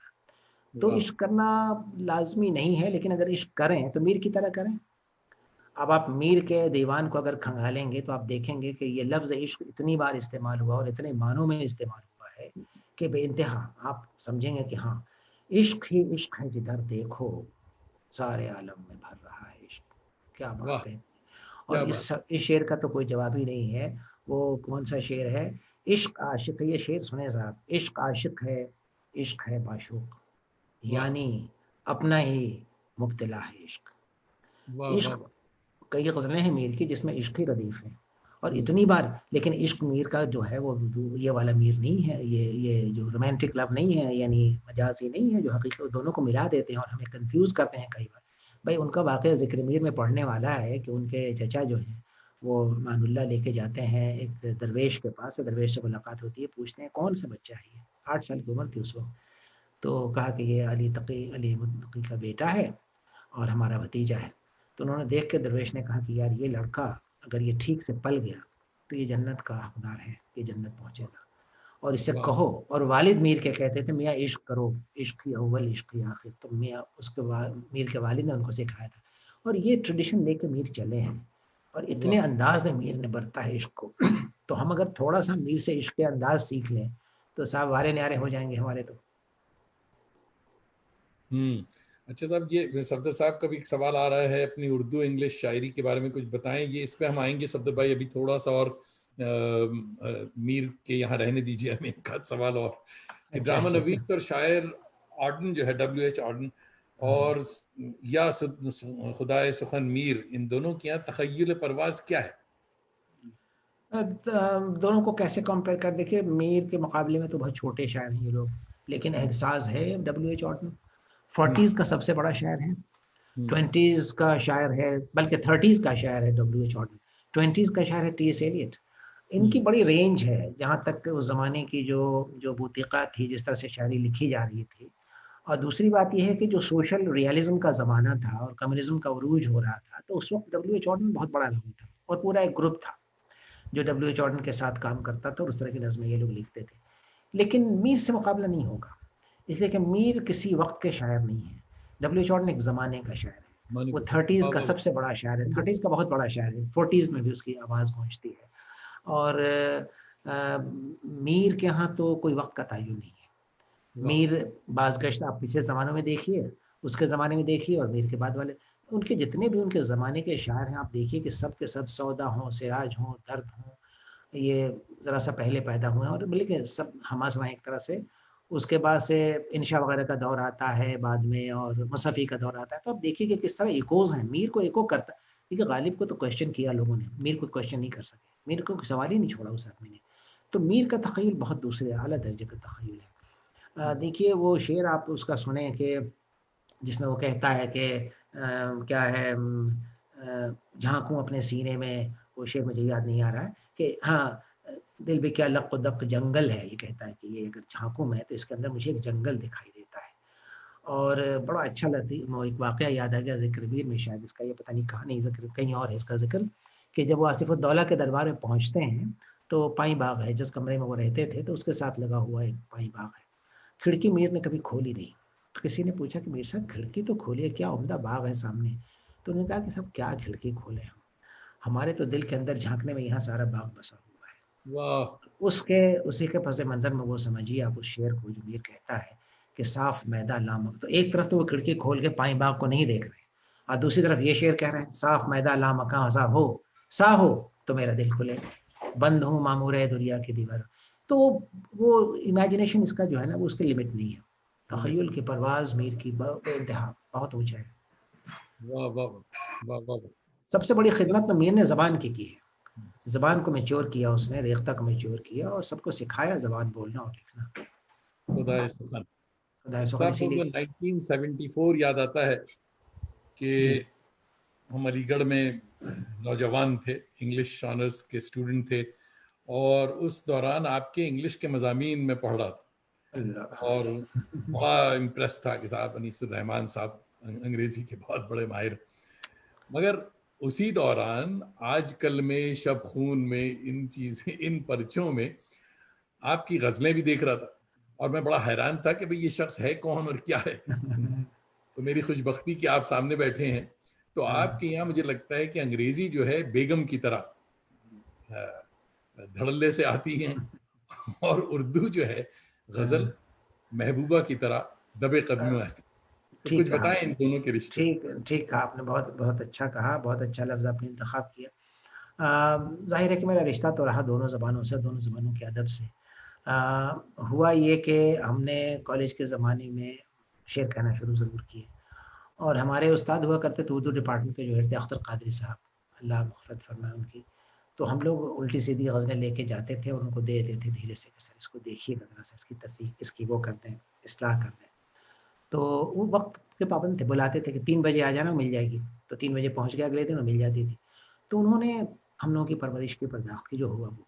उसके बाद साहब उर्दू में कुछ चीज़ें कहना शुरू की हमने। माहौल छोटे शहरों में साहब नशिस्तों का बहुत है। अहमद तनवीर यहाँ बैठे हुए हैं, अहमद तनवीर और हम सब लोग एक साथ वहाँ पे एक अदबी मरकज़ हम लोगों ने कायम किया और हम लोगों ने क्या सीखा है तनवीर ने और हमने और सब ने। और बहुत अच्छे-अच्छे शेर कहने लगे थे सब, अपनी दानिश में अच्छे शेर कहने लगे थे। तो वो सिलसिला शुरू हुआ और वहाँ मुज़फ़्फ़रपुर का माहौल था, बहुत सारे इदारे थे, एक बज़्म फ़ैज़ हुआ करता था वहाँ, ये सब वाह। था। तो शेर हमने कहना शुरू किया और उसी ज़माने में छपना भी शुरू कर दिया था हम लोगों ने और हम सब छपने लगे थे, अहमद भी, तनवीर भी, सब लोग। साहब एक बड़ा अजीब वाक़या हुआ जब हम जामिया आ गए तो ये माहौल मुझे नहीं मिला यहाँ पे। जामिया उस ज़माने बहुत छोटा-सा इदारा था, बहुत छोटा इदारा था उस ज़माने में। अभी मैंने एक छोटा-सा पीस लिखा है जामिया पे, उसके सेंटेनरी ईयर है, 100 साल पूरे हो गए। तो यहाँ कोई रिसालों की दुकान नहीं थी इस तरह की, कोई महफ़िलें नहीं होती थी। तो धीरे-धीरे साहब मैं सर्द हो गया और एक बहुत लंबे अरसे तक मैंने लिखा नहीं। हम्म। मैं अपने एकेडमिक्स में बहुत बहुत ही ज़्यादा डीप रूटेड एडमिनिस्ट्रेशन में डीप रूटेड हो गया, चुनांचे मैं शायरी से दूर हो गया। लेकिन इधर पता नहीं क्या हुआ है, मुझे इसकी वजह नहीं मालूम कि इधर मैंने ख़ास तौर पे ये शायद हो सकता है कि इस कोविड की देन हो कि मैंने लिखा भी बहुत और पढ़ा भी बहुत और वाह। ग़ज़लें मैंने बहुत सारी कही इस ज़माने में। तो एक तरह का रिवाइवल हुआ, बीच में मैंने ग़ज़लें कही हैं इधर-उधर, लेकिन इधर रिवाइवल हुआ है और मेरी दुआ है कि ये कायम रहे। तो दोनों में एक तरह से कोशिश करते हैं कि साहब कुछ शुद्ध-बुद्ध हो और कुछ लिखा जाए, कुछ लोगों तक पहुँचाया जाए। लेकिन एक हिजाब बहरहाल है कि मुझे पता नहीं जिस ज़माने में छपते थे उस ज़माने में ये हिजाब नहीं था, लेकिन उम्र के इस मंज़िल में हिजाब है कि जो हमने कोई खूब शेर कहा छपे है हैं तो भाई, उस आप बहुत हाँ, छपे हाँ, हैं। जो उस ज़माने में छपते थे, बहुत छपते थे। हम्म। तो दोस्तों की बेचैनी जो है साहब शबाब पर है। और मुझसे अक्सर दोस्त गुस्सा भी होते हैं कि तर्जुमे की बहुत बातें करता है ये। तो साहब चलिए शायरी पर आते हैं। तो किबला शेरी मजमुआ जो है क्या वो अभी तक पाल में लगा हुआ है, क्या मामला है, कब नजर नवाज होगा? देखिए किताब वो कब आ-? छप जाता, उसी ज़माने में छप जाता तो छप जाता। अब पुरानी ग़ज़लों पे नज़र डालते हैं तो मुझे लगता है कि यार अच्छा हुआ कि नहीं छपा इसलिए कि वो उस लायक नहीं नज़र आती। लेकिन फिर जब दोबारा देखते हैं असल में पहली आप बात तो ये है कि वो ब्याज़ी गायब हो गई थी, तो वो ढूँढा साहब कहीं मचान पे जाके मिल गया तो उसको निकाला हमने, उसको साफ-सुथरा किया झाड़-पोंछने के बाद। हम्म। तो बहुत सारी ग़ज़लें उसमें ऐसी लगती हैं कि छापने की ज़रूरत नहीं। लेकिन इधर जो कह रहे हैं तो पता नहीं ये भी कल हो के ऐसा लगे कि ये इसकी छापने की ज़रूरत नहीं है। तो हो सकता है कि मैं छापूँ, मैं कोई मजमूआ आए लेकिन कोशिश है मेरी ख़्वाहिश भी है कि छप जाए। आखिरी पहर की दस्तक है एक तरह से कह लीजिए आप।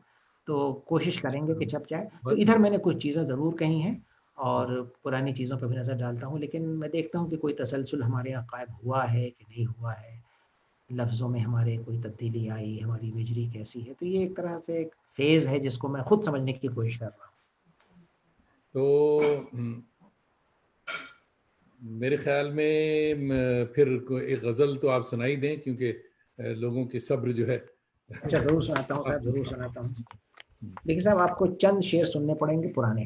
आपने कहा हाँ। एक गज़ल सुना दें, तो मैंने आपको नहीं, कहा कि चंद शेर कुछ। मैं पुराने सुनाता हूँ। ये है सन 1979 की गज़ल है। जी हाँ, जी हाँ। उसी साल मैंने जामिया जॉइन किया था। 4 शेर उसके सुनाता हूँ और फिर अभी इधर की एक गज़ल सुना दूँगा 4-5 शेर। बिल्कुल। ये 79 वाली गज़ल है सुनिए। अता। गम की एक कैफ़ियत निशात में हो। गम वाह। की एक कैफ़ियत निशात में रात में हो। हो यही कैफ़ियत हयात में वाह वाह वाह। हो यही कैफ़ियत हो हयात में यही हो, कैफियत। हयात में हो। दूसरा शेर अच्छा ये चारों शेर एक ही बूट के हैं। दर्द से हाथ-पाँव शल हो जाएँ, दर्द से हाथ-पाँव शल हो चल जाएँ, हो जाए। दर्द यकगुना सारी ज़ात में हो। वाह वाह दर्द वाह। से हाथ-पाँव शल हो जाएँ, दर्द यकगुना सारी ज़ात में हो। तीसरे शेर सुनिए कि फूल-फल सब के सब फ़ना हो जाएँ। फूल फल फूल-फल सब। सब के सब फ़ना हो जाएँ, सिर्फ़ मौसीक़ी डाल पात में हो, वाह वाह सिर्फ़ वाह। मौसीक़ी डाल पात में हो। और आखिरी शेर इसका सुनाऊँ, इसी मूड के सब चारों अशआर हैं इसके और भी शेर हैं। हर सितम मुझ पे मैं रवा रखूँ, वाह हर सितम मुझ पे मैं रवा रखूँ, मेरी हमदर्दी मेरी ज़ात में हो।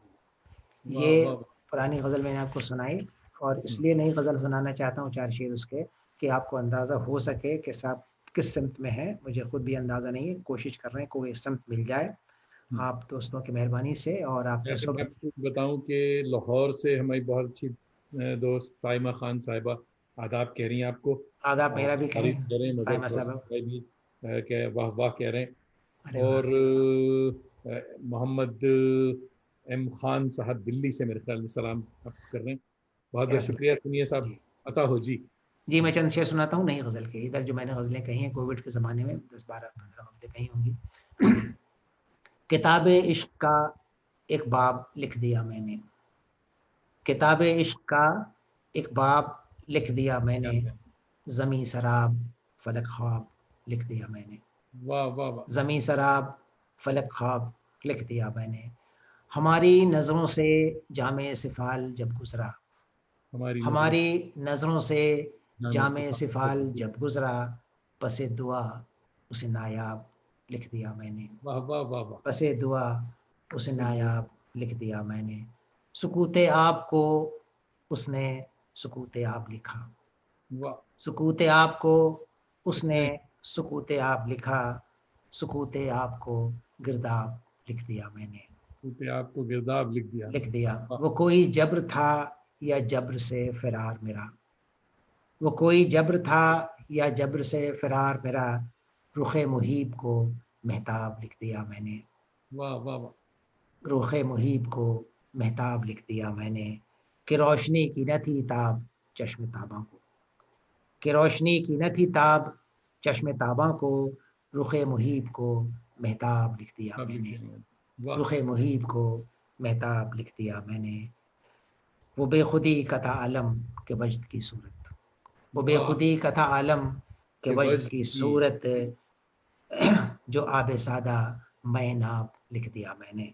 वाह वाह वाह। आ, और आ, तुम्हारी शोला बयानी का जिक्र था हर सू, तुम्हारी शोला बयानी का तोरा जिक्र। तुम्हारी शोला बयानी का जिक्र था हर सू। इसका एक सियासी पस मंजर भी आप देख सकते हैं। तुम्हारी शोला बयानी का जिक्र था हर सू, तुम्हारे शोले पे गलकाब लिख दिया मैंने।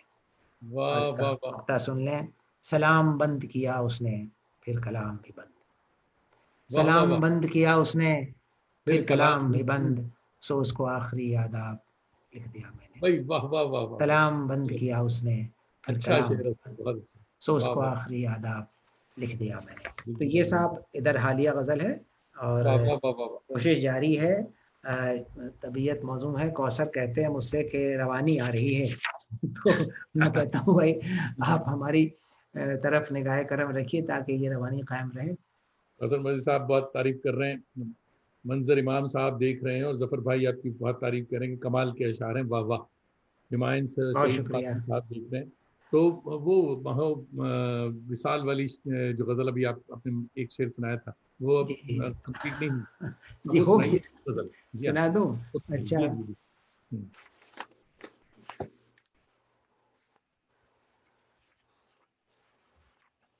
अभी सुनाता हूँ साहब। जी। हिज्र से बात की विसाल के बाद, वाह। हिज्र से क्या बात मतलब। की विशाल के विसाल के बाद। बाद, अब के आना तुम हो साल के बाद। वाह वाह वाह। दूसरा शेर सुने। एक माजी है एक हाल के बाद, एक माजी है एक हाल के हाल बाद। के बाद। वो टी.एस. एलियट का है कि time past and time present are perhaps both present in time future.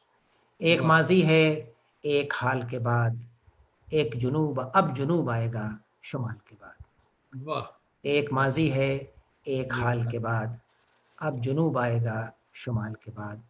बात से बात चलती रहती है, वाह। बात से बात चलती चलती रहती रहती है। है, ख़त्म हो जाती है मिसाल के बाद, वाह वाह वाह। ख़त्म हो जाती है मिसाल के मिसाल के बाद। बाद। एक खामोशी हिसार की मानिंद, वाह। एक खामोशी हिसार की मानिंद, नहीं। पहले और आखिरी सवाल के बाद। वाह वाह वाह। एक खामोशी क्या हिसार शेर है की साहब। मानिंद, वाह वाह वाह। पहले और आखिरी सवाल के बाद। सवाल के बाद। एक सैले मलाल हर जानिब, एक सैले मलाल हर जानिब, एक मलाल और एक मलाल के बाद। वाह वाह वाह। तो 5 शेर हैं और कुछ कारखाने में हैं अभी, तो बहुत अच्छे। ये 2-3 हमारी शेर। बुशरा अलवी साहिबा पूछ रही हैं कि अनीस जी साहब, do you write ghazals in English too. जी, गज़लें मैंने नहीं लिखी अंग्रेज़ी में, इरादा करता हूँ, लेकिन मैंने नज़में लिखी हैं, एक मजमूआ मेरा शाये भी हुआ है पिछले दिनों 2018 में। तो गज़लें लिखने के लिए अंग्रेज़ी में सोचा तो है, लेकिन साहब जब लिखूँगा तो काफ़ी अदीफ़ के साथ लिखूँगा, हाँ हाँ, वही और इसीलिए रियल गज़ल जिसको आगा शाहिद अली ने कहा, रियल गज़ल वो लिखूँगा। रियल गजल। पैंतरे बाँध रहा हूँ उसके लिए। अच्छा, हाँ जी, हाँ, गजल सुनाएंगे आप एक और? सुनाता हूँ दो एक साहब। शेर और सुना दीजिए जी, हाँ, क्योंकि हाँ, वक्त हुआ हाँ, कहता है जी। सुन लीजिए, जो सामने आ गया सुना दूँ। जी जी असल जी। में शायर तो खुद को कहता नहीं, लेकिन शायर की कमज़ोरी है कि उसको अगर कोई कह दे सुना दो, तो वो तो बहुत खुश हो जाता अच्छा है। वो तो सुनाना चाहता ही है। जी। जो ख़त्म हो गई थी, हम्म। वो बात चल रही है। जो ख़त्म हो गई थी, वो बात चल रही है। एक सरख़ुशी का आलम बारात चल रही है। वाह वाह वाह, जो ख़त्म हो गई थी, वो बात वो चल रही बात है। चल रही है। एक सरख़ुशी का आलम बारात चल रही है। हुआ ये कि आफ़ताब ज़ैन जो हमारे दोस्त हैं, ऑस्ट्रिया में रहते हैं, उनकी ये गज़ल कुछ इस तरह की आई थी, चल रही है। तो मुझे वो गज़ल बहुत पसंद आई। तो उसी की यानी वो इंस्पिरेशन एक तरह से। तारीकियों के अंदर एक रात चल रही है। वाह, तारीकियों के अंदर एक एक रात रात चल चल रही है, रही है। और रात के जुलूं में एक घात चल रही है। वाह वाह वाह क्या-क्या बिसात मैं भी फैला चुका था लेकिन, वाह, क्या-क्या बिसात मैं बात भी नहीं थी, फैला फैला चुका चुका था था लेकिन, लेकिन। उनमें किसी पे मेरी भी मात चल रही है। वाह उनमें वाह किसी पे मेरी भी मात चल रही है। मिलने के सब बहाने मिलने के सब बहाने नाकाम हो चुके हैं। वाह, मिलने के सब बहाने नाकाम हो चुके हैं। नाकाम हो चुके हैं। वो कह चुके हैं मुझसे बरसात चल रही है। वाह, वो कह चुके हैं मुझसे बरसात बरसात। चल रही है। मैंने ही कह दिया था तुम साथ-साथ चलना। मैंने वाह, ही कह दिया था तुम तुम साथ साथ-साथ साथ चलना। चलना। दुनिया अब आगे पीछे बदज़ात चल रही है। वाह वाह मैंने ही वाह, कह दिया था तुम तुम साथ साथ-साथ चलना। चलना। क्या शेर है भाई। दुनिया अब आगे पीछे बदज़ात चल रही है। फिर सुनाए साहब, बहुत अच्छा शेर हुआ ये। वाह वाह, मैंने ही कह दिया था तुम मैंने ही। साथ-साथ चलना। वाह, दुनिया अब आगे पीछे दुनिया बदजात। अब आगे पीछे बदज़ात चल रही है। वाह वाह वाह वो भी बसर हुई थी, ये भी गुज़र रही है। वाह, वो भी बसर हुई थी, ये भी ये भी गुज़र गुजर। रही है। दोनों के पेशो-पस में औक़ात चल रही है। वाह वाह वाह, दोनों के जबरदस्त। दस्तो-बाज़ू एक दूसरे पे उठे। वाह, दोनों के दस्तो-बाज़ू एक एक दूसरे पे दूसरे। उठे। जंगो-जदाल कैसी है हाथ चल रही है। भाई तो वाह वाह। ये भी एक गज़ल है जो अभी हालिया गज़ल है, और हम्म। कुछ दोस्तों को मैंने ये गज़लें भेजी हैं ताकि उनके तासुरात मिलें मुझे। ज़ीनत खान साहिबा शामिल हुई हैं, बहुत तारीफ कर रही हैं, आदाब कर रही हैं कि ज़बरदस्त।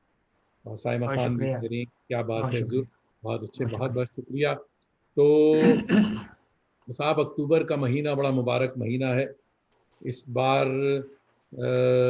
एक बार फिर आप सबों को, जो दोस्त बाद में शामिल हुए, यौम सर सैयद मुबारक हो।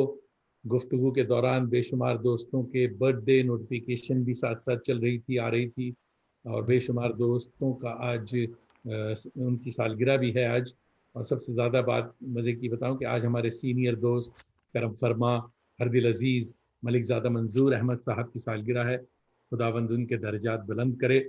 हजरात, फेसबुक का अल्लाह भला करे, उसने ये भी बताया कि आज यास यगाना चंगेज़ी की भी सालगिरह है कि खुदा बने थे यगाना मगर बना न गया। मैंने कहा, और हमारे जिगर शैपर रसूल भाई की भी आज सालगिरह है। अरे तो वाह! ये, हाँ, मुबारक हो भाई। शैपर भाई नॉर्मली आ जाते हैं तो लगता है हाँ, कहीं केके वे काट रहे होंगे। तो इन सबों हाँ। के साथ जफर इकबाल, शगुफ्ता बानो, दीपक सरकार, गुलाम अंसारी, और हमारे शहर के बहुत ही दिल अजीज मेयर देव रायन और हाँ, अमृत गिल, सबों को बहुत बहुत मुबारक, सबों को हैप्पी बर्थडे। चलिए साहब, रुखसती से पहले एक ये भी ऐलान करता चलूँ आपकी इजाज़त से कि आवारगी विद दानिश का नया segment, lecture series for seekers, मशाहिर की कहानी, सफदर इमाम कादरी की ज़बानी का पहला एपिसोड सर सैयद अहमद ख़ान पर है। और 17 अक्टूबर के हवाले से है ये। और ये मादर दरसगाह की 100 साल पूरे हुए हैं, इसलिए वो लेक्चर तैयार है और यूट्यूब के ज़रिए फेसबुक पर कल सुबह, आज रात या इंशाल्लाह कल सुबह पेश किया जाएगा। अगर आपके सवालात हों तो वो भी बिला तकल्लुफ कीजिए। सफदर साहब की जिम्मेदारी है कि वो उसका जवाब भी देंगे, तो देखना ना भूलिएगा। तो जरूर। इसके साथ ही हजरात हमारा वक्त ओवर टाइम हुआ चाहता है, और मोहतरम भाई ताज़ा दम कलमकारों के लिए कोई पैगाम आप दे दें मुझे साहब। मैं क्या, मेरी हैसियत क्या बिसात जो कोई पैगाम दूं लेकिन इतना ज़रूर है कि साहब मुतालिया मुतालिया मुतालिया, वाह। बस यही गुर है और यही करना भी चाहिए। हम आम तौर पे लिखते ज़्यादा हैं, पढ़ते कम हैं। अच्छी पढ़ना भी बात, उतना ही ज़रूरी है जितना कि लिखना। कितना लिखना। और लिख कर पाल में लगाना भी जरूरी है। पाल में लगाना, हाँ, वो ये मंजिल तो भी आती है देर से, हाँ, देर से हाँ। आती है। तो हुजूर वाला आपका समी में कल्ब से शुक्रिया कि आपने अपना कीमती वक्त निकाला, और आज की दिलचस्प बहुत ही मज़ेदार गुफ्तगू। हम घंटे भर का सोच के चलते हैं, मगर हमारे घड़ी बता रही है कि डेढ़ मेरे घंटे ख्याल हो में चुके हैं, 2 घंटे बीत चुके डेढ़ हैं। घंटे से ज़्यादा हो चुके हैं। 1.5 घंटे ज़्यादा हो गया। मैं बहुत मरहून मिन्नत हूँ आपका और तमाम अहबाब का जो इस वक्त यहाँ शामिल हुए हैं। देखिए, कोविड के ज़माने का एक बड़ा तोहफ़ा ये है कि हम कहाँ मिलते हैं आपसे, और हाँ, इतने सारे लोगों से कहाँ मुलाकातें और बातें होती। तो गरचे शक्ल नहीं देख पाए और गरचे, लेकिन उनकी आवाज़ पहुँची हम तक और मेरी उन तक।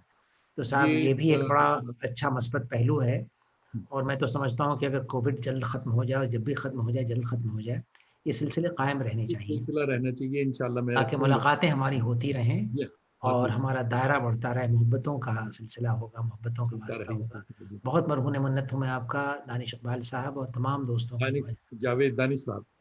हर सही, दानिश इकबाल हमारे एक दोस्त हैं, सलाम दानिश का नाम इकबाल लेना। हमारे दोस्त, बहुत अच्छे दोस्त हैं दिल्ली हाँ, में। हाँ।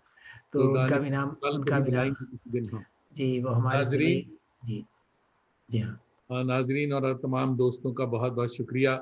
तो फिर मिलेंगे अगर खुदा लाया खुशबाश। तो मेरी कोशिश होगी कि चलते चलते आपको वो आखिरी पोस्टर भी दिखाता चलूं। और चलिए, खुदा हाफिज, खुशबाश। खुशबाश।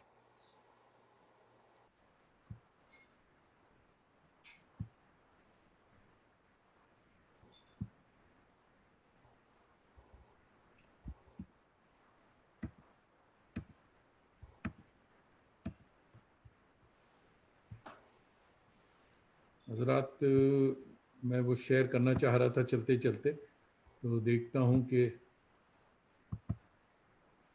वो, अच्छा, ये किताबें हैं। ये किताबें तो चलिए देखिए, ये है साहब नेक्स्ट प्रोग्राम के लिए। तो हजरात, इस लेक्चर को आप तमाम हजरात ज़रूर सुने, और इसके साथ ही इजाज़त, और फिर मिलेंगे अगर खुदा लाया।